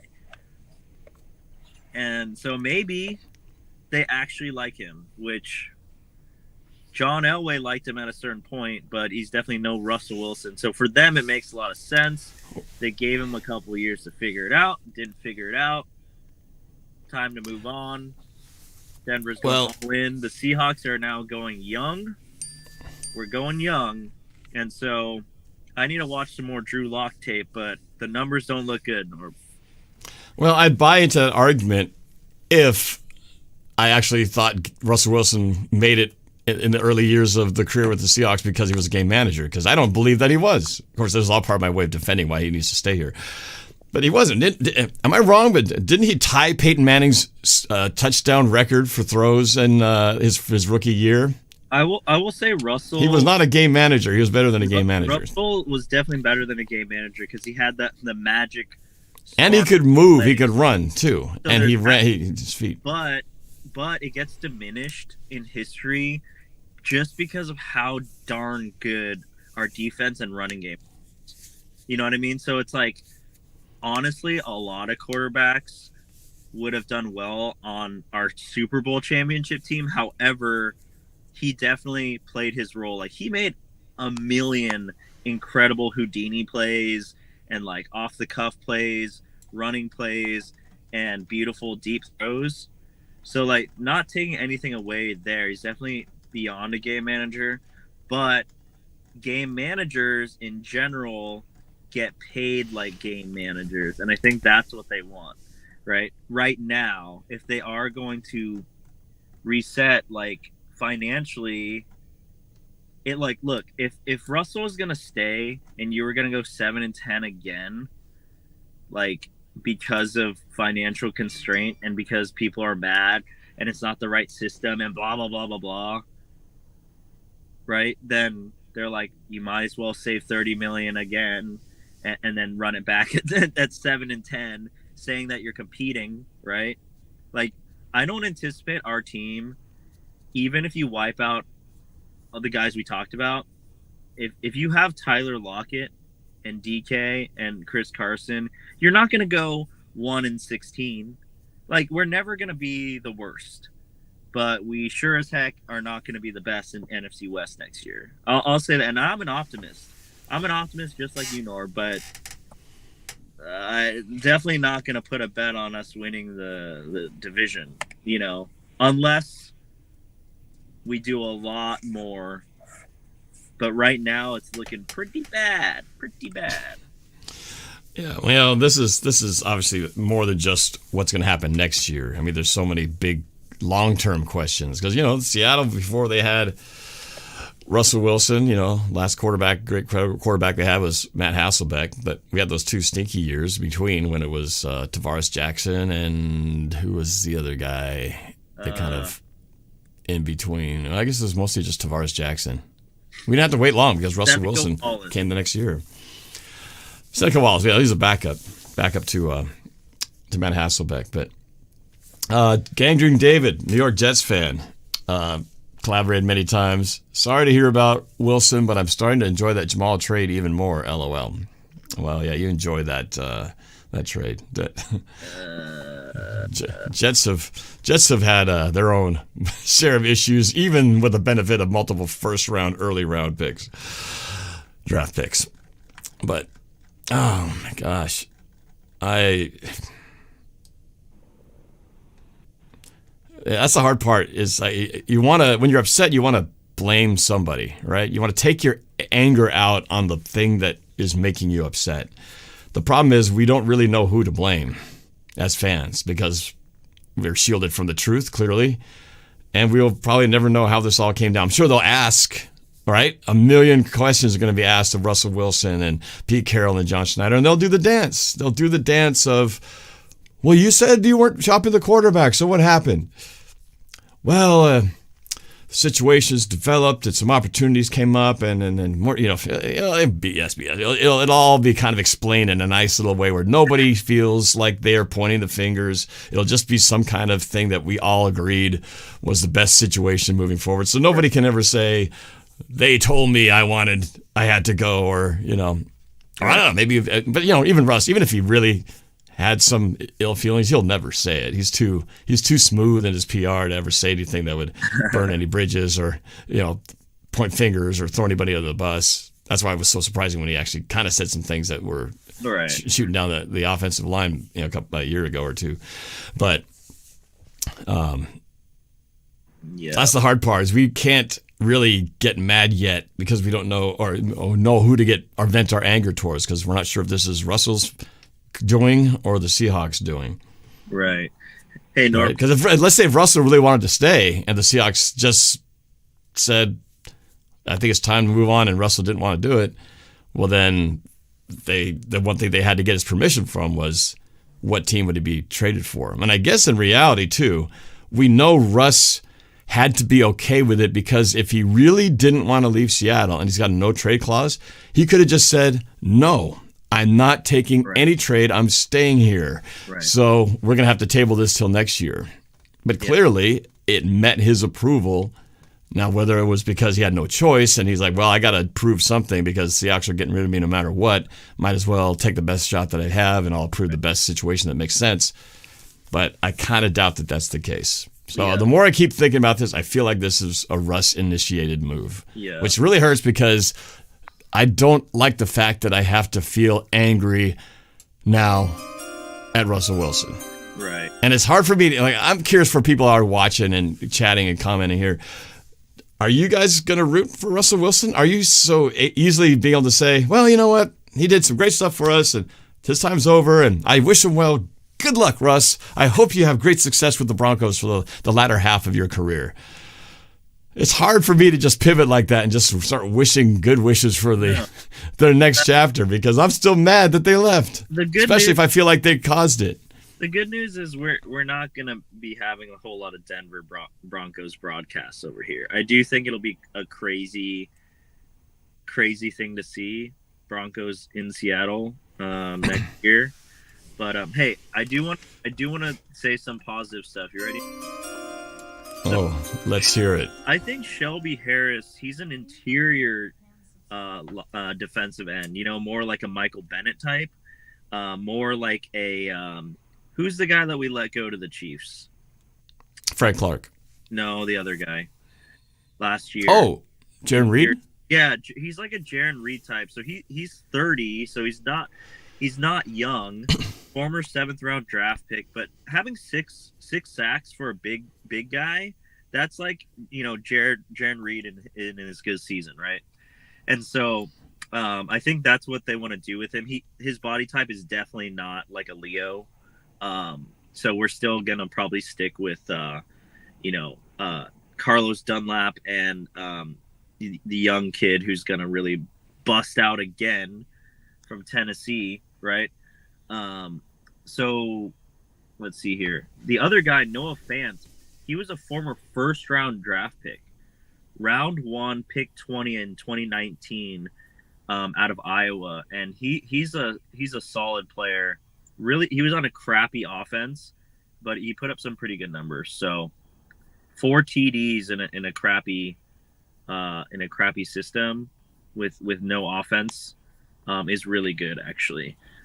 So I bet you that is a Shane Waldron special. You know, I was researching Sean McVay, and you know what his specialty was, like, coming out? Like, what did he coach, you know, under Mike Shanahan? He was the tight end coach. Like, he's a tight end specialist. That's why Higbee and, you know, Gerald Everett, these guys, they're always productive and they kind of do everything. And they're just really solid. Sean McVay really knows how to use tight ends. And I bet you this is a Shane Waldron guy.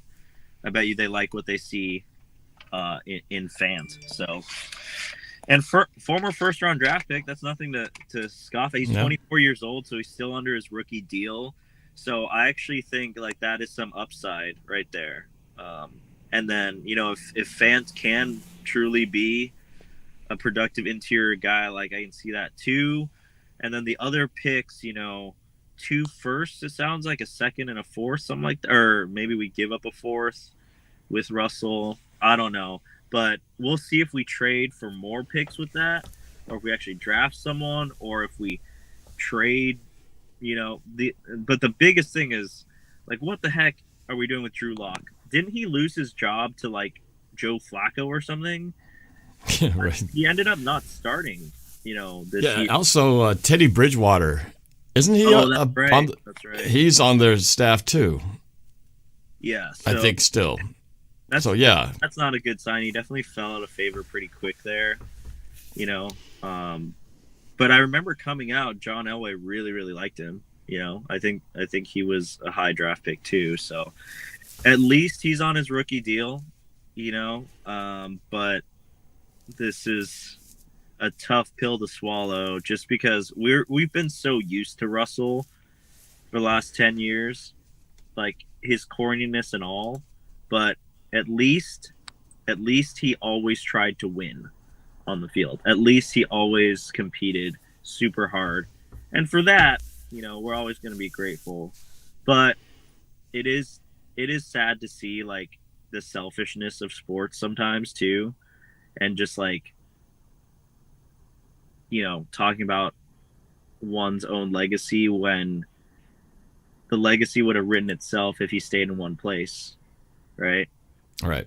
There's something to be said about that. What, like, even if you're not a winner, right? Like Edgar Martinez didn't play on that many winning teams, but he'll forever be beloved here, right? Right. And, yeah, I don't think no one's gonna boo Russell Wilson, you know, when he comes back. I don't know. Oh, no, somebody will. Somebody's going to, but I'm not. I don't boo the Seahawks anyway. I'm not a booer. But it is hard to feel though that your love and belief and sort of attachment to a player, you know, that just sort of has to fade some.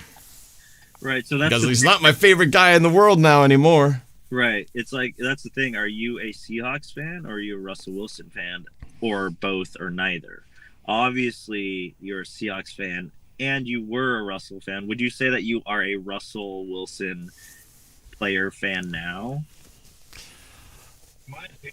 You know, I guess I have to say I'm a Seahawks fan first. I've always said that because, you know, as soon as a player leaves and goes to another team, like when Richard Sherman went to the 49ers, I wasn't going to start rooting for the 49ers or root for him to succeed with the 49ers. So I guess I am a Seahawks fan. I always will be the Seahawks fan first. But yeah, will I root for him? See, it's hard, man, because if I think that he wanted out, then everything that is talked about of doing it for the city and I wanted to be here, all just means that's not the case. You wanted something else. Something was more important. Your own personal legacy, a better situation, something better for your family, all that stuff.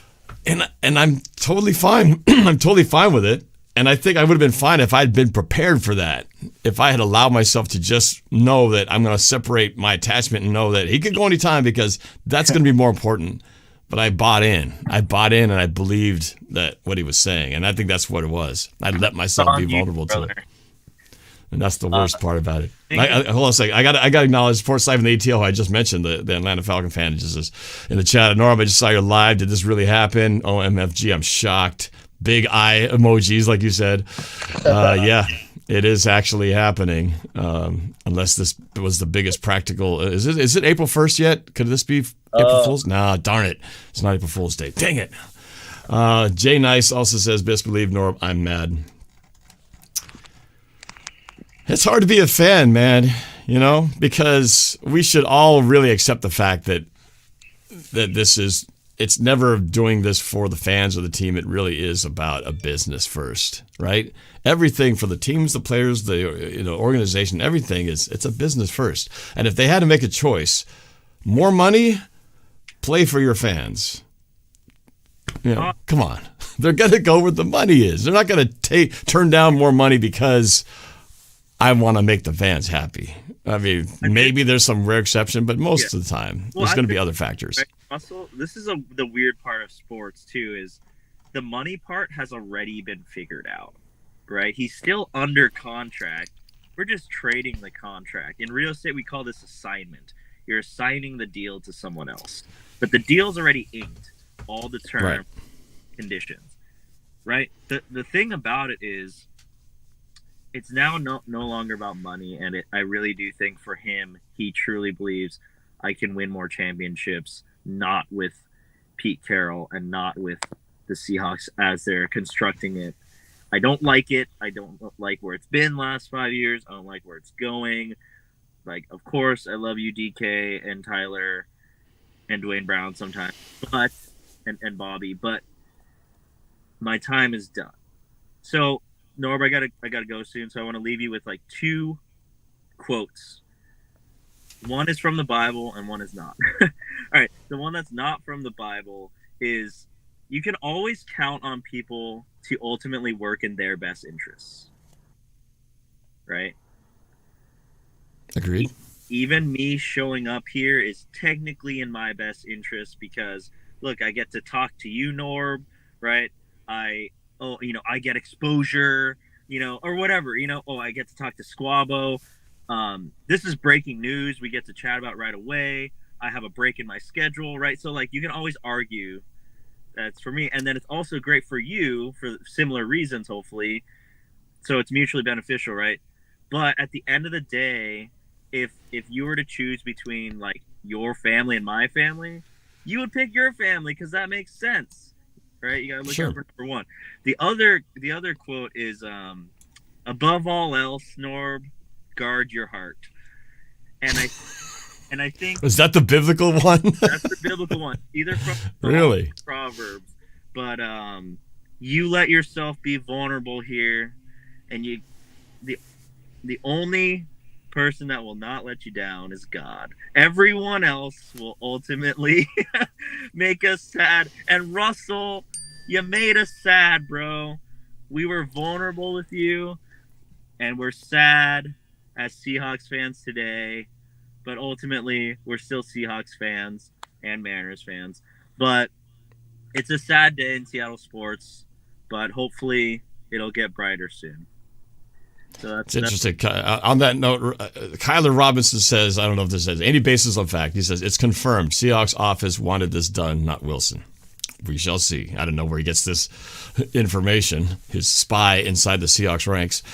But, because I guess if it wasn't Russ, then maybe it was the organization. But either way, Wilson still had to approve it. So, Maybe it's both. Maybe it's both. Maybe they were mad because he broke rule number 1.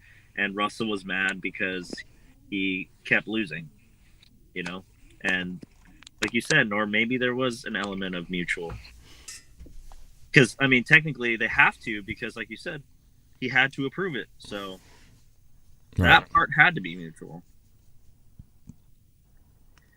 But anyway, I know you got to go. I appreciate you sharing spending some time and talking about this. And yes, it was mutually beneficial for you to be on the show as well. Yeah. I hope it helped you, and I enjoyed having you in Squad 1 here too, so I didn't have to do this all by myself. Thanks for having it makes it a little easier and less emotional and look at some other angles on things. Take care, brother, and save up for more steaks. Oh, God. Yeah, that's right. That's right. I thought I had the bet in the bag. Nope. So much for that. Proved me wrong. All right, take care. All right. Wow, I've been going for an hour and a half. Time flies when you're miserable. Wow, I never thought saw this day coming, but it is here. Seahawks trade Russell Wilson to the Denver Broncos for a couple of first-round picks, some second-rounders, and players, Noah Fant, a interior pass rusher, and Drew Lock. Wow. Good deal, huh? Neil Pakhania says, Niner fan here, but why trade Russ? Literally anyone. Yeah. I do not understand. A lot of people are saying, Deshaun Watson time. I agree. If legal battles aside, Deshaun Watson, probably of all the quarterbacks I can think of out there who would be available, because obviously the best ones who are signed are already on other teams. But yes, he's probably one of the best talented quarterbacks out there that is just sitting on a shelf right now, dealing with his legal issues and all that. But if it turns out he was not, then he would be a very interesting fit. Because from when he was in the top of his game, Deshaun Watson was pretty darn good. Everybody remembers that game in 2017 or 16, when Wilson and Watson had that high-scoring duel. It was a fun game to watch. So a few things as I approach wrapping this up. Drew Lock is a lock for the bench. That's a good one. His immortal EO technique. As we digest this news, I think for those who are hoping with a sliver of prayer that there's a chance this won't happen, I don't think that's a reality. Russell Wilson has certainly been in on this, knowing that they would have to get his permission first. So you might as well call this solid that it is happening. It's going to go through. Russell Wilson will be going to the Denver Broncos in exchange for those things we talked about. And so what happens now? well, we are still in free agency period. We've got the deadline for the franchise tags, I think, is actually today. And then all the other potential free agency negotiations will start ramping up next week. So that, to me, that changes everything on what you do with these players who are right on the cusp, on the edge, the Bobby Wagners and DJ Reed, Quandre Diggs. To me, it's like, why would you invest money into that if you really are in a position where you're not going to win a Super Bowl? And to me, losing Russell Wilson without a clear and obvious replacement, it means you're not planning to do that. I see a lot of people in here. Malik Willis, his name's been coming up as a guy for the draft, and I think we've all just been taken by the highlights of him doing amazing things in the combine. You got to do more than just sell me on some big throws in the combine before you could convince me that you found the replacement, the heir apparent to Russell Wilson. So we will really see how the Seahawks see the big picture when we start seeing guys like Quandre Diggs, Bobby Wagner, and DJ Reed not get re-signed. Dwayne Brown, if those high-priced, solid free agent players don't come back and they are kind of let go to other places and we don't start signing big names, then that's a big hint that this is clearly the start officially of a rebuild. I think it's already begun, but we will know for sure within the next 2 weeks. Then there'll be the draft. What will the Seattle Seahawks do at number 9 with the Denver Broncos pick? We've been talking all year since Jamal Adams traded his pick away. Well, we traded for Jamal Adams and gave away our first-round pick to the Jets. Well, now we get one back. We're losing Russell Wilson. But in a draft that doesn't have great quarterbacks, at least that's what they've been saying, do they have a plan? Will they drop back? Again, it's that whole thing that if they do go for a quarterback, well, then maybe they do have a plan in mind. But if they don't and they drop back and get more picks from this first rounder, then clearly we're not in a win now, not win next year, maybe win 3-4 years from now is what I think is going to be the case. Seahawks Dude 27 says, Pete and John said no rebuild. Well, that just opens up my other part to this. So that's kind of the assessment of what to watch for, as to see what does this mean for the Seahawks short term moving forward. You will know a lot in the next couple of weeks, and we'll know even more once the draft hits later in the spring. But for me personally, moving forward, and I said this many times, but if those of you who tuned in late, like somebody mentioned there, Pete and John said no rebuild. What I've really officially have learned from all this is that there is no use, no point in listening to press conferences, especially ones that involve a player's future, a team's plan, or anything that basically would be a bargaining and negotiation. They will never tell you the truth because it is a negotiation. Because to tell the truth would only sabotage any such negotiations. So it makes sense that they will not tell you the truth because it would hurt their plan. It would be like the president going on a press conference and telling everybody what their war plan is. So how do you plan to win World War II? Well, here's what we're going to do. We built this nuclear bomb. We're going to drop it, atomic bomb. We're going to drop it on Hiroshima. And then, you're not going to tell the strategy because you're trying to sneak. You're trying to make these things happen behind the scenes. So why expect it to happen in this situation? So my point is, I'm done listening to the press conferences because why listen to something when I know it's not going to be true anyway? It's a waste of time. So that doesn't mean I'm no longer a Seahawks fan. Even if the Seahawks were the ones who initiated this, I'm still going to be a Seahawks fan. Am I going to be a Russell Wilson fan? I haven't figured that out yet. I'm going to have to get used to him calling the Broncos his team and saying, go Broncos at the end of the press conferences and seeing him in orange and blue and winning games for the other team. And strangely enough, as was reminded earlier in the show, we play the Broncos at home this year, which means I'm going to have to watch a home game where my Seahawks will lose to Russell Wilson and the Denver Broncos and watch Russell Wilson shred us. And then have to see clips of him doing a press conference of what it was like to come back to Seattle and beat his old team and all that kind of stuff. I mean, I'm not looking forward to all this.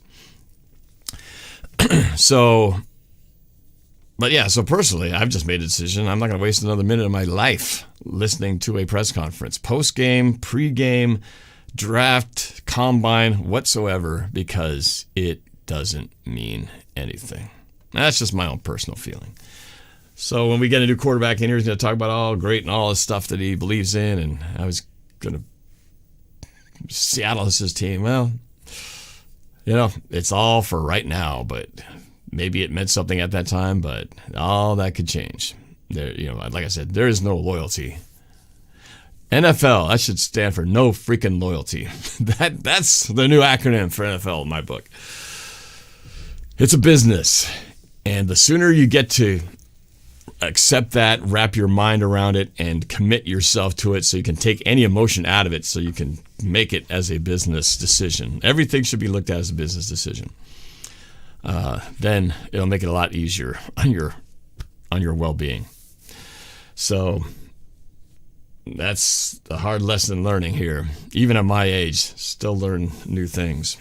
But that's what happens when you buy in and you start getting attached emotionally and getting into those things that you start trusting into. And at some point it's going to affect you. And it already does. Even if you still look at it as a business, you still want your team to win.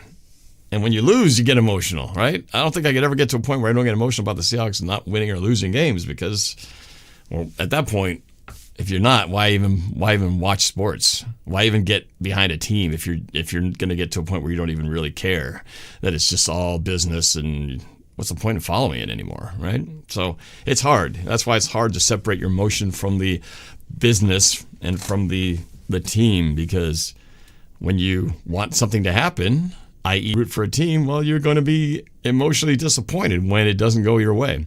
And when a player who you think is key to team success goes away, whether it's because the organization decided it was time or because the player decided they didn't want to be there anymore, they'd rather be somewhere else, well, you as a fan, you're left with the, wow, that sucks. I guess what I thought the team thought and what I thought the player thought is not what was actually the truth.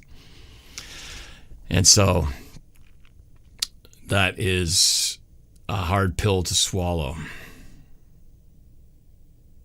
That's why it's hard to start watching a new team. When people say, oh, you should get into soccer, you should get into watching the Kraken, you should start watching other NBA teams that even though you don't have one in your own city. It's hard to just get emotionally into it, because for me it's like, I can watch this. I can watch USFL and just kind of be curiously interested and go look at that team over there and watch scores and watch the games and just see it. But when you're not passionately involved, you don't really care. It's like, that was fun. Okay, moving on. But when you are emotionally involved, then that's when you do care about it. That's why you're willing to spend the money and buy the jerseys and make the trips and go to the games and buy the tickets and make the videos and and talk about them all day, because you are into it. You are emotionally invested because you care about it and you want it to work out for you and you want to get excited about it and and you want to feel that thrill of the watching the team have success. And that is what ultimately you want. So on one side, while I say it's my fault for letting myself be emotional, at the same time, it is hard. In the same breath, it's hard to separate that, because it's the reason why you do sports in the first place. You are emotionally involved because that's why you got into it. That's why because when you spend 40 years of your life rooting for a team, it's kind of hard to not get emotional about it when something happens of this magnitude.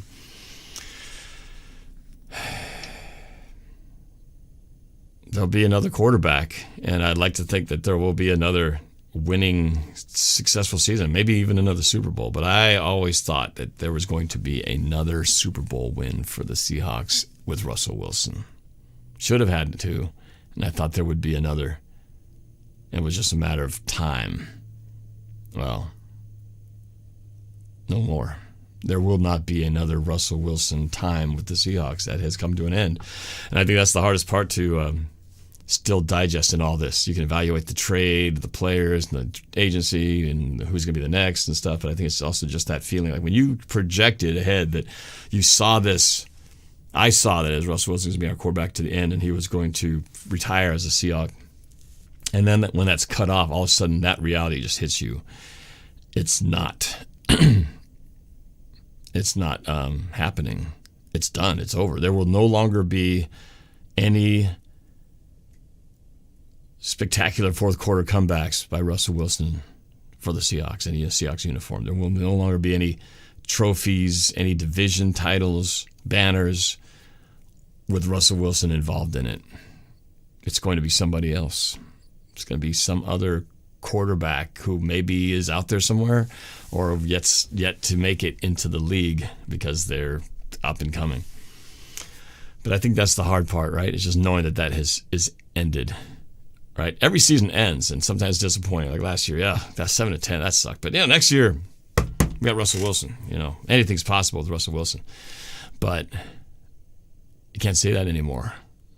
No, I remember a lot of times with when I sat next to Never Worry Andrew, and he'd always say, "No, I believe, man, the Seahawks can still win this thing." You know why? It's because we got Russell Wilson. There's always that feeling like you got Russell Wilson who's going to be there to kind of, at the end of the day, you know, because him and Bobby Wagner, they're the only two left besides Pete Carroll and John Schneider. They're the only two players left that represented that time when we went from nobodies that everybody ignored to Super Bowl champions, to almost second Super Bowl champions, to all those multiple playoff wins, and then finally our first losing season last year, and then that was it. And there is no more next year. It's always, you can always say next year. There's no next year. It's over. That's pretty bizarre. It's still hard to wrap the head around. Let's see. Sky High Aviation wants me to jump in the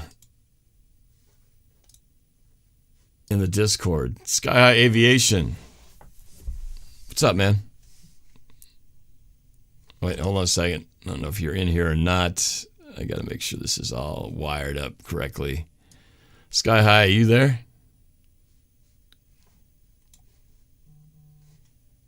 Sky High Aviation.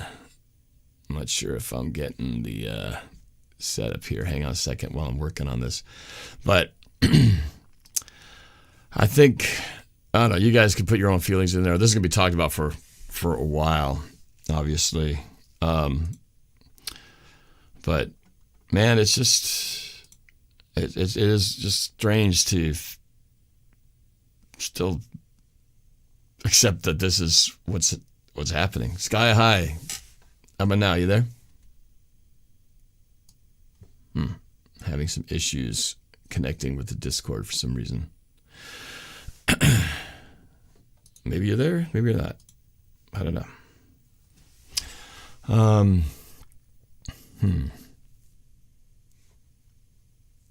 HCN, can we trade Carroll? Unfortunately, Pete Carroll is the highest. He is the highest ranking guy in the organization. So Pete Carroll greater than Russell Wilson.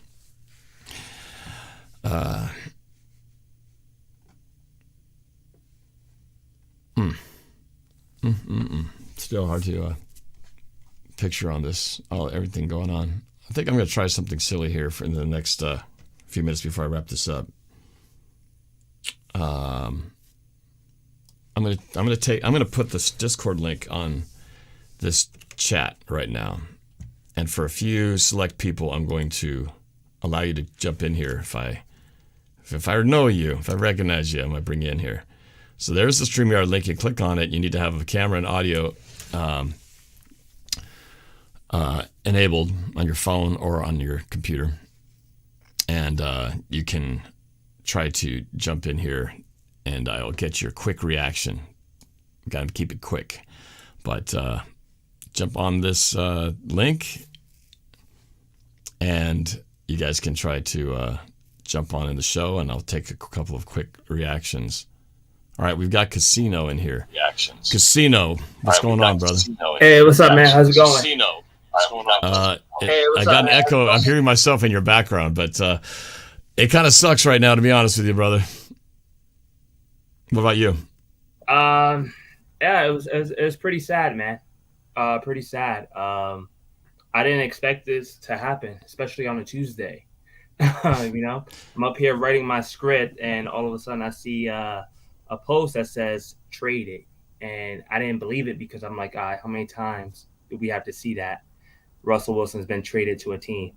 So when I clicked on it, you know, I thought it was fake, and then after a while, people started calling me and was like, yo, you guys are rebuilding now. So yeah, that was pretty sad, man. That was pretty sad. And, you know, to trade, we didn't get much for the pick. I felt like, you know, we traded Russell Wilson for Jamal Adams in a way, where we only got like 2 first-round picks for Russell Wilson, and we got a 30-year-old defensive end and a backup quarterback and a tight end that we're probably not going to use in our scheme.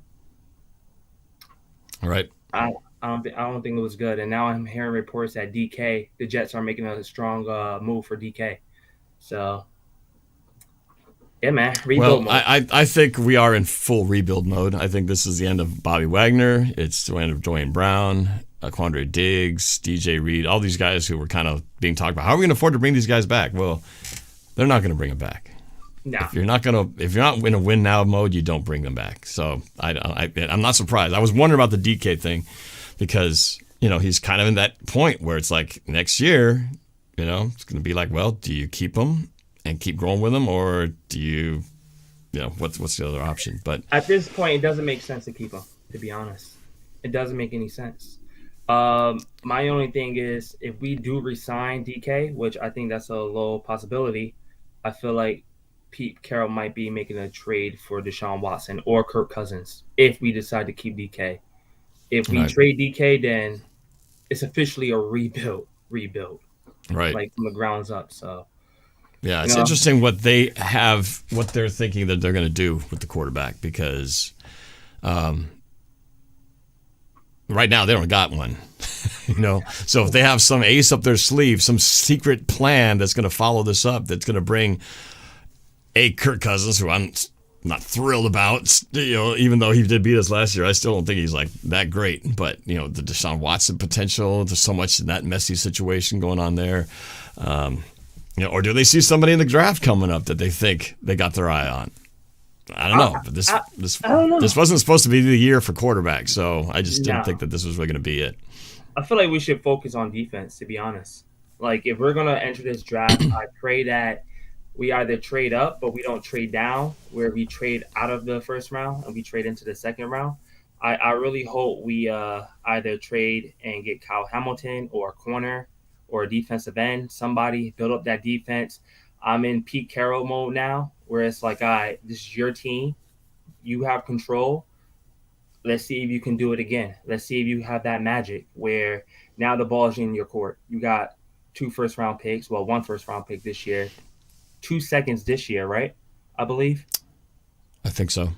And, you know, and now you have, you know, Bobby Wagner. I'll say we trade Bobby Wagner in the draft. What do you say? To move up? Yeah. Maybe? Yeah. But wait. We don't have rights control over Wagner, do we? Don't? Or is he a free...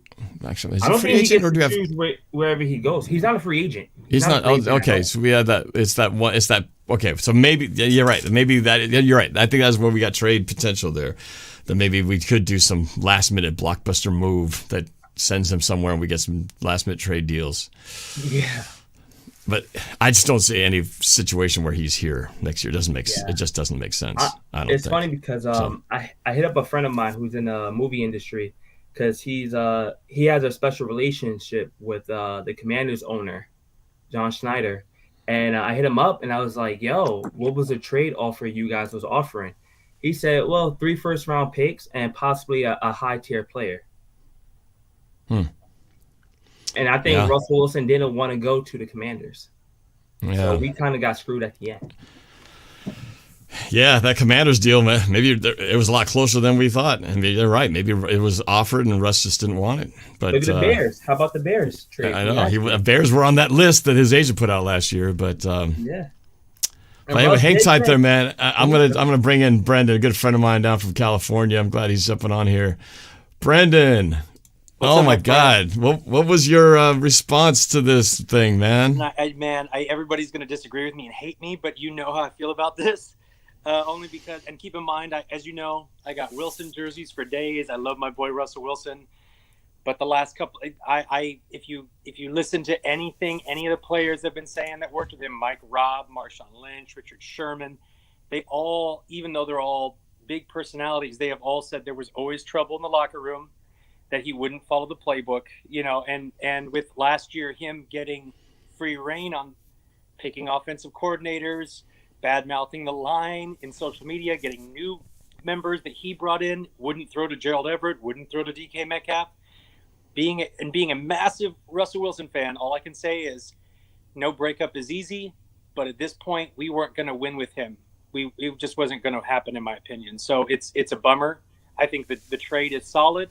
And guess what? All the talking heads that are talking about how Russell Wilson is the Seahawks, and you have a great memory like me, we're all the ones saying that it was the worst idea ever. He's to blame for throwing on the 1-yard line. He's the reason Marshawn Lynch retired. That's the reason the Legion of Boom fell apart. And sadly, at this point, I just look at all of the markings on the wall and I go, there's one consistent problem, and that it didn't work with Russell. So it's tragic, but I'm excited to see who we draft. I just looked at the draft order a second ago, and I'm super stoked. So I hope we find, somebody great. And I think that our team right now is built in a way to redo a 2012 type of quick rebuild. I mean, we were in the Super Bowl the year after we drafted him. All we needed was a QB. So I don't think we're that good, obviously, but I think that we're closer to that than 1989 Seahawks. You know what I'm saying?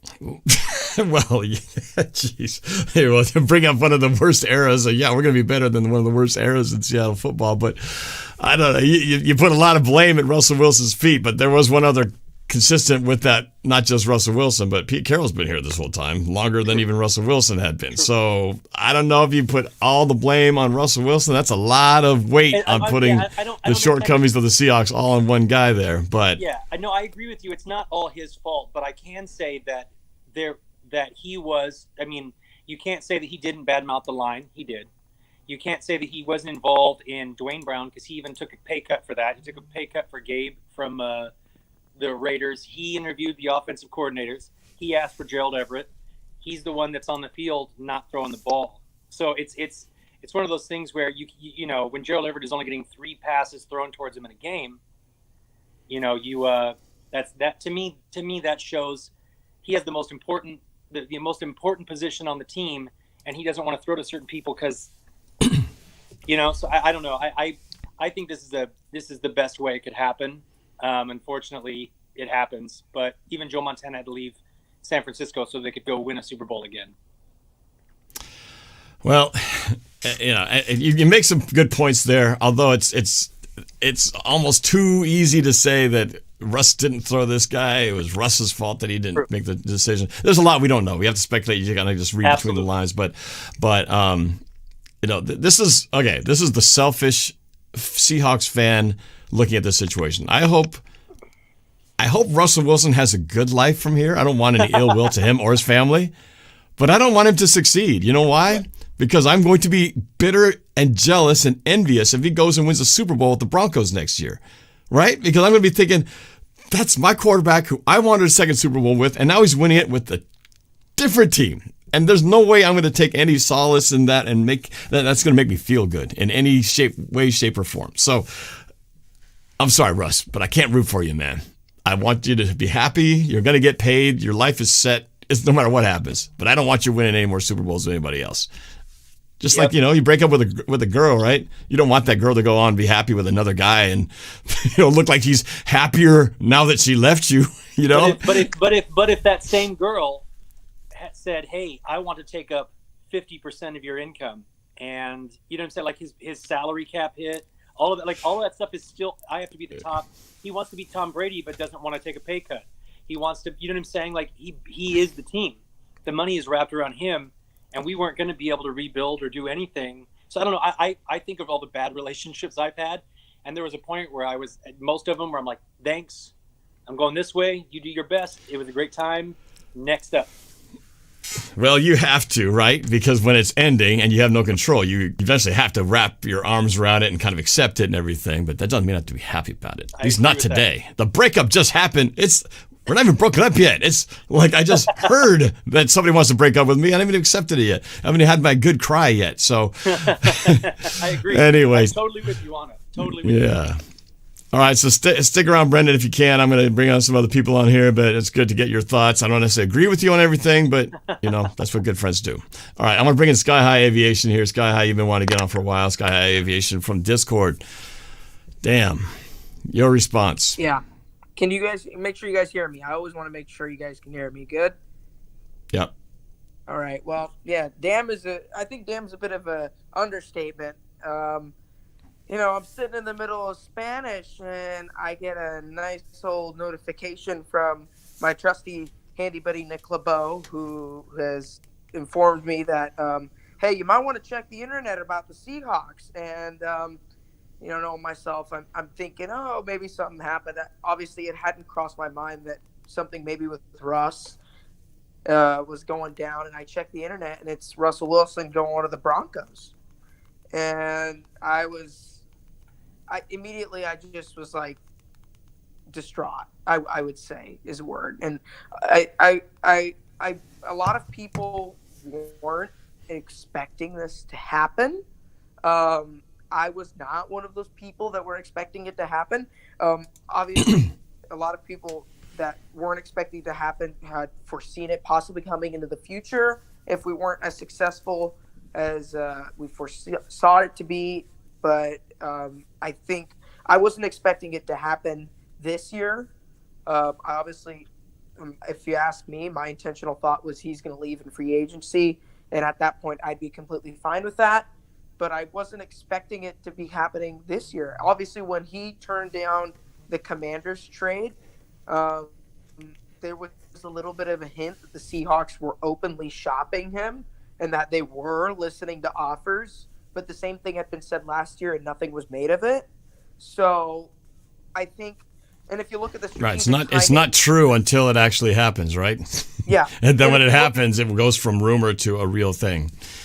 If you look at the timing, it seemed like it was the right time to do it. You have the draft coming up, you have franchise tag period ending, you have the new league year about to begin. If they were going to trade Russ and set the chips in the order that they wanted them to do, I think it was going to have to be this week. It was going to have to be at the same time that Aaron Rodgers made his decision. I think, to be honest, once Rodgers made his decision, and I don't know why they would base it off this, I think is when Seattle may have pulled the trigger on it. I think, to be completely 100% honest, I think they had this lined up for a while. I think a lot of teams were negotiating with them, and I think that once all this news started coming out, Seattle pulled the trigger on it, and it happened. And for a lot of Seahawks fans, especially the younger guys like me, Russell Wilson is pretty much all we've known. I mean, I'm a 16-year-old kid. I mean, I've been a Seattle fan for most of my life, but from what I can first remember, grade when they won the Super Bowl. Yeah, from what I can remember, Almost. I remember Russell Wilson.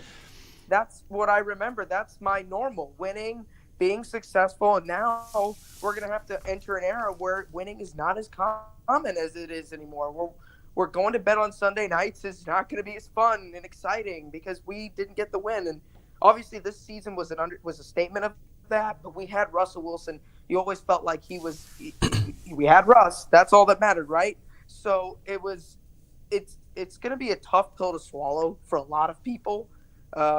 It's but it was eventually going to happen. He wasn't going to stay with us for the rest of the year. It wasn't in their plans to do it for the rest of the year. And if to be 100% honest, they can't trade him next year because it'll be one more year left. He'll be making the most money in that year. It wouldn't make sense. So it would have made sense to completely, if they were going to trade him this year and trade him now.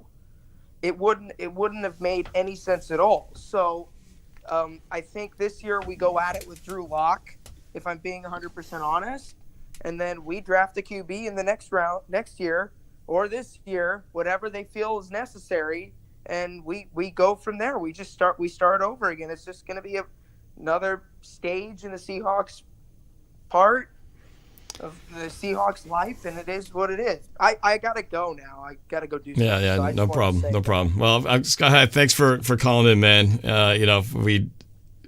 We'll see what happens. There's a lot, obviously, still to kind of see how this all plays out with the free agency and then the draft. I'm pretty certain that we're in a rebuild mode, but let's see what Jonah thinks in here. Jonah, what's your thoughts? What was your reaction to this, and do you like the move? Do you like the trade, or are you like me in shock and can't believe it's happening?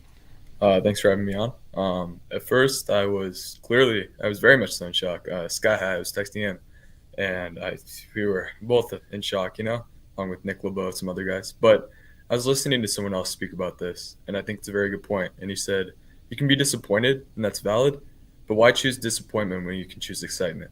And I think that's kind of how you can view this opportunity. Now, with Russell Wilson off the books, there's so many more options that you can have.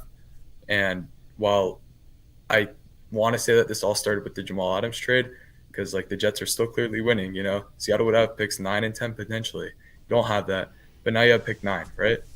And that's where you can start. You can start with pick 9. Pick 9, you can trade back, or you can select someone great there. This draft doesn't have the clear blue chip talent like other drafts do at the top, but it's a very good draft in terms of depth. What would you do at 9? This is the highest draft pick they've had since before they started winning playoffs and Super Bowls. So what would you do at 9? So do at you 9, go for a quarterback? You go defense? What do you think the Seahawks should do at 9? So what I think the Seahawks should do is they should trade down from 9. I think you should trade down just a little bit, not trade out of the first round, but there's so many guys who you can get that are all along the same, level that don't necessarily – there are some that for sure stand out.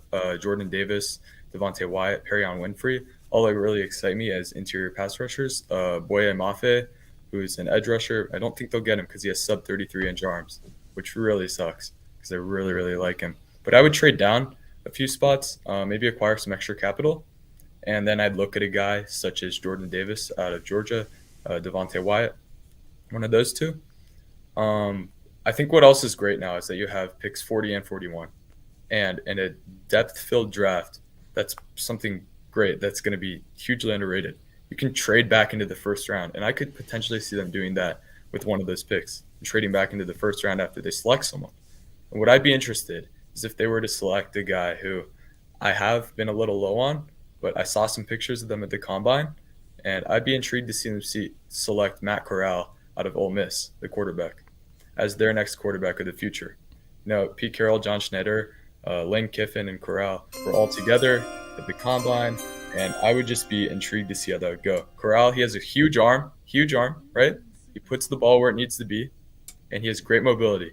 He looks like Russell Wilson a little bit. However, what he struggles with is that the offense in Ole Miss is centered around him, and you can make your first throw and your first read every single time. I had to bring Casino back in here because as soon as you mentioned the name, he was shaking his head, waving his finger. He's obviously got a reaction to that. I'm sure he wants to chime in on. Jetfire97 in the super chat, by the way, says the Broncos play in Seattle 2022. Yes, we do. We will be playing Russell Wilson in Broncos colors at home next year. Casino, you had something to say about Matt Corral? Yeah, I have to really, really disagree with that. Just because we have a first-round pick next year, so we have 2 first-round picks. So with 2 first-round picks for next year, we have a heavy quarterback class next year that's coming up. This is the weakest quarterback class. Matt Corral, he's probably worth a 3rd-round pick, but I am not going to waste a first-round pick on Matt Corral. I'm sorry. Yes, he has a strong arm, but how many quarterbacks coming out of college have a strong arm? Look at Baker Mayfield when he came out. He had a strong arm. Sam Darnold, and look how those two panned out. So, yeah, I would have to disagree. I would love to just go straight defense. I keep hearing Malik Willis' name getting thrown around all over the place. Why is everybody so crazy and excited about Malik Willis? Are they just getting too overwhelmed or excited about highlights from the combine? It's or a quarterback. Quarterbacks always get overhyped every year. Every year, quarterbacks always get overhyped, and I don't want to take a chance and wasting a first round pick on that. I'd rather go defense. I'd rather get the corner from Cincinnati or get the corner from LSU, Derek Stingley. So go defense is your feeling, and save the picks for the quarterback when we'll have them next year. I do think that they should go defense, but if they do trade back, I'd be interested to see what it would be to trade up and get Carroll. Because next year, you brought up next year with quarterbacks, and this year isn't a good draft for quarterbacks. I'll say that. However, you're basically saying you want to be bad this year to get a better quarterback next year. And I don't really think that's how you should view it as, because who are you going to get next year? And I don't necessarily – you don't know what position you'll be in, right?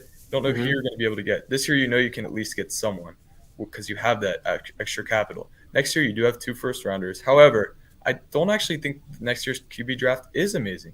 You have guys like Bryce Young, C.J. Stroud who will be available. But Stroud is going to be a horrible bust in the NFL, mark my words. And Bryce Young is just a boy, okay? Bryce Young is a boy who isn't ready for the NFL yet. One guy who next year I really am intrigued in is Will Levis, or Levis. I don't know how you say his name, but he's the quarterback out of Kentucky. Do not be surprised if this guy is a top 5 pick next year. No one's talking about it, but don't be surprised when he's a top 5 pick. So I just don't necessarily know who you're going to be able to get next year. You could get someone this year. And if John Schneider and Pete Carroll really like Matt Corral, let's not forget that they really liked Russell Wilson, right? And these two, well, I've called for Pete Carroll and John Schneider's firing in the past. I think that if they're going to run this rebuild, they're the right people because they did it in the past when they got Russell Wilson, when they got Earl Thomas, when they got Bruce Irvin. They brought in these guys and built one of the best rosters the NFL has ever seen, and for sure in this decade or this century has ever seen. So I don't know. I think that if Corral is the guy who they like, they should go with him. But if not, I do agree. You should go defense. Another guy I'd look into is Abraham Lucas, tackle out of Washington State. He's a very, very, very good player. He can step in and be your tackle for the next 10-plus years if you want him to.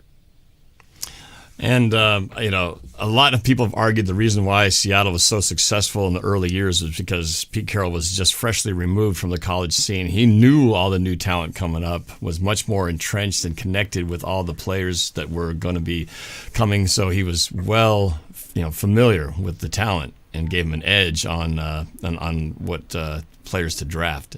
Now, whether can he do that now, 11 years out of the college game, where clearly we have not had the success of drafting that we did in the early years. Maybe that had something to do with it. Maybe not. Maybe we just got lucky. I don't know. But just because we did that 10 years ago doesn't mean they're just going to fire on all cylinders and every pick and every move we make is going to be one that's going to result in the creation of LOB 2.0. Because what we did back in 2012, 2013 was something out of a movie. We got lucky with Russell Wilson because so many teams passed on him multiple times, and we had a lot of guys who just turned out to be studs. Whether that was luck, whether that was something Pete Carroll knew, or something. But they haven't replicated that sort of success since. So, let's not forget many years where they missed. Let's not forget, Russell Wilson was projected a first-round pick. Only reason why he went to be in the 3rd round was because of his height. We're talking about 2011 here. People were saying, "Oh, he's a great quarterback. He has a first-round pick potential. He got a great arm, but he's just too short." If he goes to Seattle, hopefully it rains a lot where he can go taller. So that's the only reason why. Matt Corral, is he a first-round pick? Does he have the talent like Russell Wilson? He has a height. He has a bigger height, but I don't know about the talent. That's my only thing. Well, guys, I do have to wrap this up pretty soon here, but I want to give you guys one final just sort of closing arguments on what you think. You're basically summarizing what you think of this announcement today. I'm going to start with Brendan. He kind of said some things already about it, but he's looking on the side of, well, this is probably a good thing. Brendan, close things up on your end. How do you want to leave fans watching this to say Russell Wilson being traded to the Broncos is a good thing? Because I think it's a good thing because it opens us up for the next step. I've been a fan for 40 years, and I've seen it up, I've seen it down, I've seen it really, really down, I've seen it really, really up. And Joe Montana had to leave San Francisco at a point, and they won multiple Super Bowls after that. I feel like we're on an upswing. We have a great coach, we have a great GM. This is the time to be excited because we no longer have our first love on us and all the issues. We are starting fresh and new, and I think we have a good thing to build on. All right. So that's a good close on your side. Let's go to Casino, man. Give me your overall reaction, your take. Seahawks fans should feel what after what happened today? Relief. We're not in the drama anymore when it comes down to the media or what Russell Wilson is going to do. We're not in the spotlight anymore as well, so people are not going to see us coming. So I'm very hopeful for the future, and go Hawks. So. All right, and let's go to Jonah, who also seems to be trying to look at the bright side of this thing, which I'm having a hard time right now. But you guys are making some good points as to try to at least make me feel somewhat better about it. Jonah, what's your feeling? Why should Seahawks not be too disappointed in the news about Russell Wilson's trade? Because in 2023, the Seahawks will have $133 million in cap space. That is going to go so far. If you can get some guys this year, some guys in the next years, that is going to go so far, and you can potentially build the next generation of talent on this roster that you need. I mean, I must agree, the drawback to the Seahawks' success for almost 10 straight years is that when you're in the playoffs, you usually don't have a lot of cap space. You don't have a lot of high trade opportunities. This will be the best drafting position the Seahawks have been in since 2011 when they were 7-9. I think they're 7-9. We were 7-10 last year, but of course we didn't have a first-round pick. So this will really be the best time we've ever drafted in 10 years, more than 10 years. So what does this mean? Yes, you're right. We will have money. We will have draft capital, something we haven't seen in a long time. But it also means with that comes some growing pains. And, it's always hard. I mean, look, the Packers just did the exact opposite, right? The Packers just spent a record number of dollars committing to Aaron Rodgers, and he was more rumored to leave the Packers than Russell Wilson was to leave the Seahawks. And now here he is for the next short term, locked in as the most expensive quarterback. Will it be the right move? The Packers were arguably 1 or 2 plays away from 2 consecutive seasons from making it back to the Super Bowl, and they just fell short. But they are rolling with them. They're in a win-now situation. So clearly the Seahawks did not see themselves in a win-now situation. They saw themselves in we could continue to stumble in this situation that we're in right now, but we are not going to win now with the way that the roster is set up, and obviously with the way we're paired up with Russell Wilson. Well, whether it was Russell who wanted out or the Seahawks decided they just didn't think the future was with him, that future is over. The future lies in the hands of somebody else. I don't think it's Drew Lock, at least not in the long-term future, but maybe it is a draft pick in 2022. Maybe it's a draft pick in 2023. Maybe it's some shocking free agent that we have no idea is coming. But whatever it is, we have seen the last of Russell Wilson in a Seahawks uniform, probably forever. I don't see him coming back here and making some return to the Seahawks when he's 45 years old for his swan song. But that's a long way from now.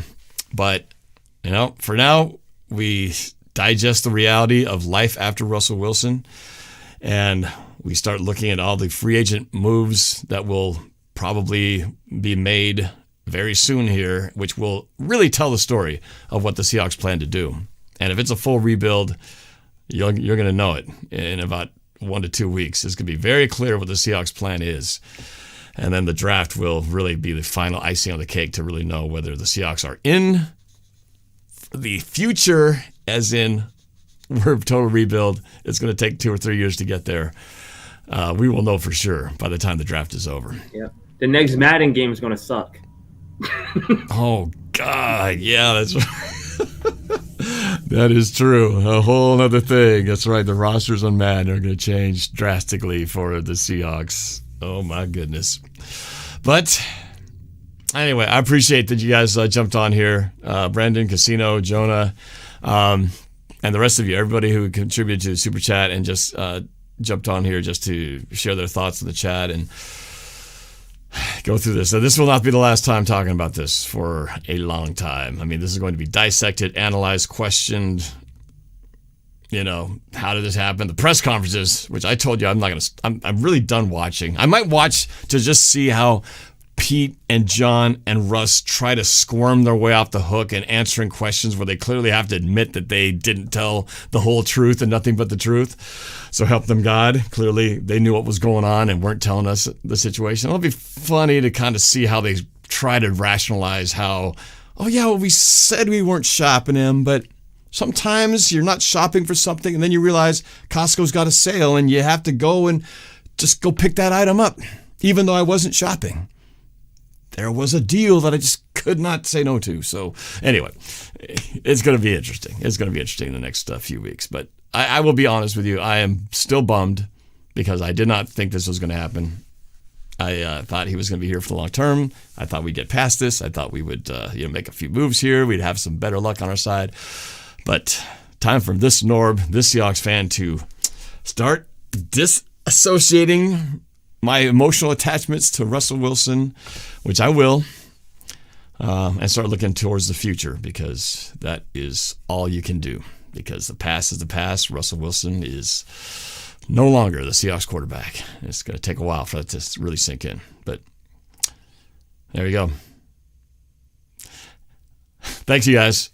We will talk to y'all later. Thanks for watching. Go Hawks. Go Hawks. Always. Go Hawks. Go Hawks. Later. Go Hawks.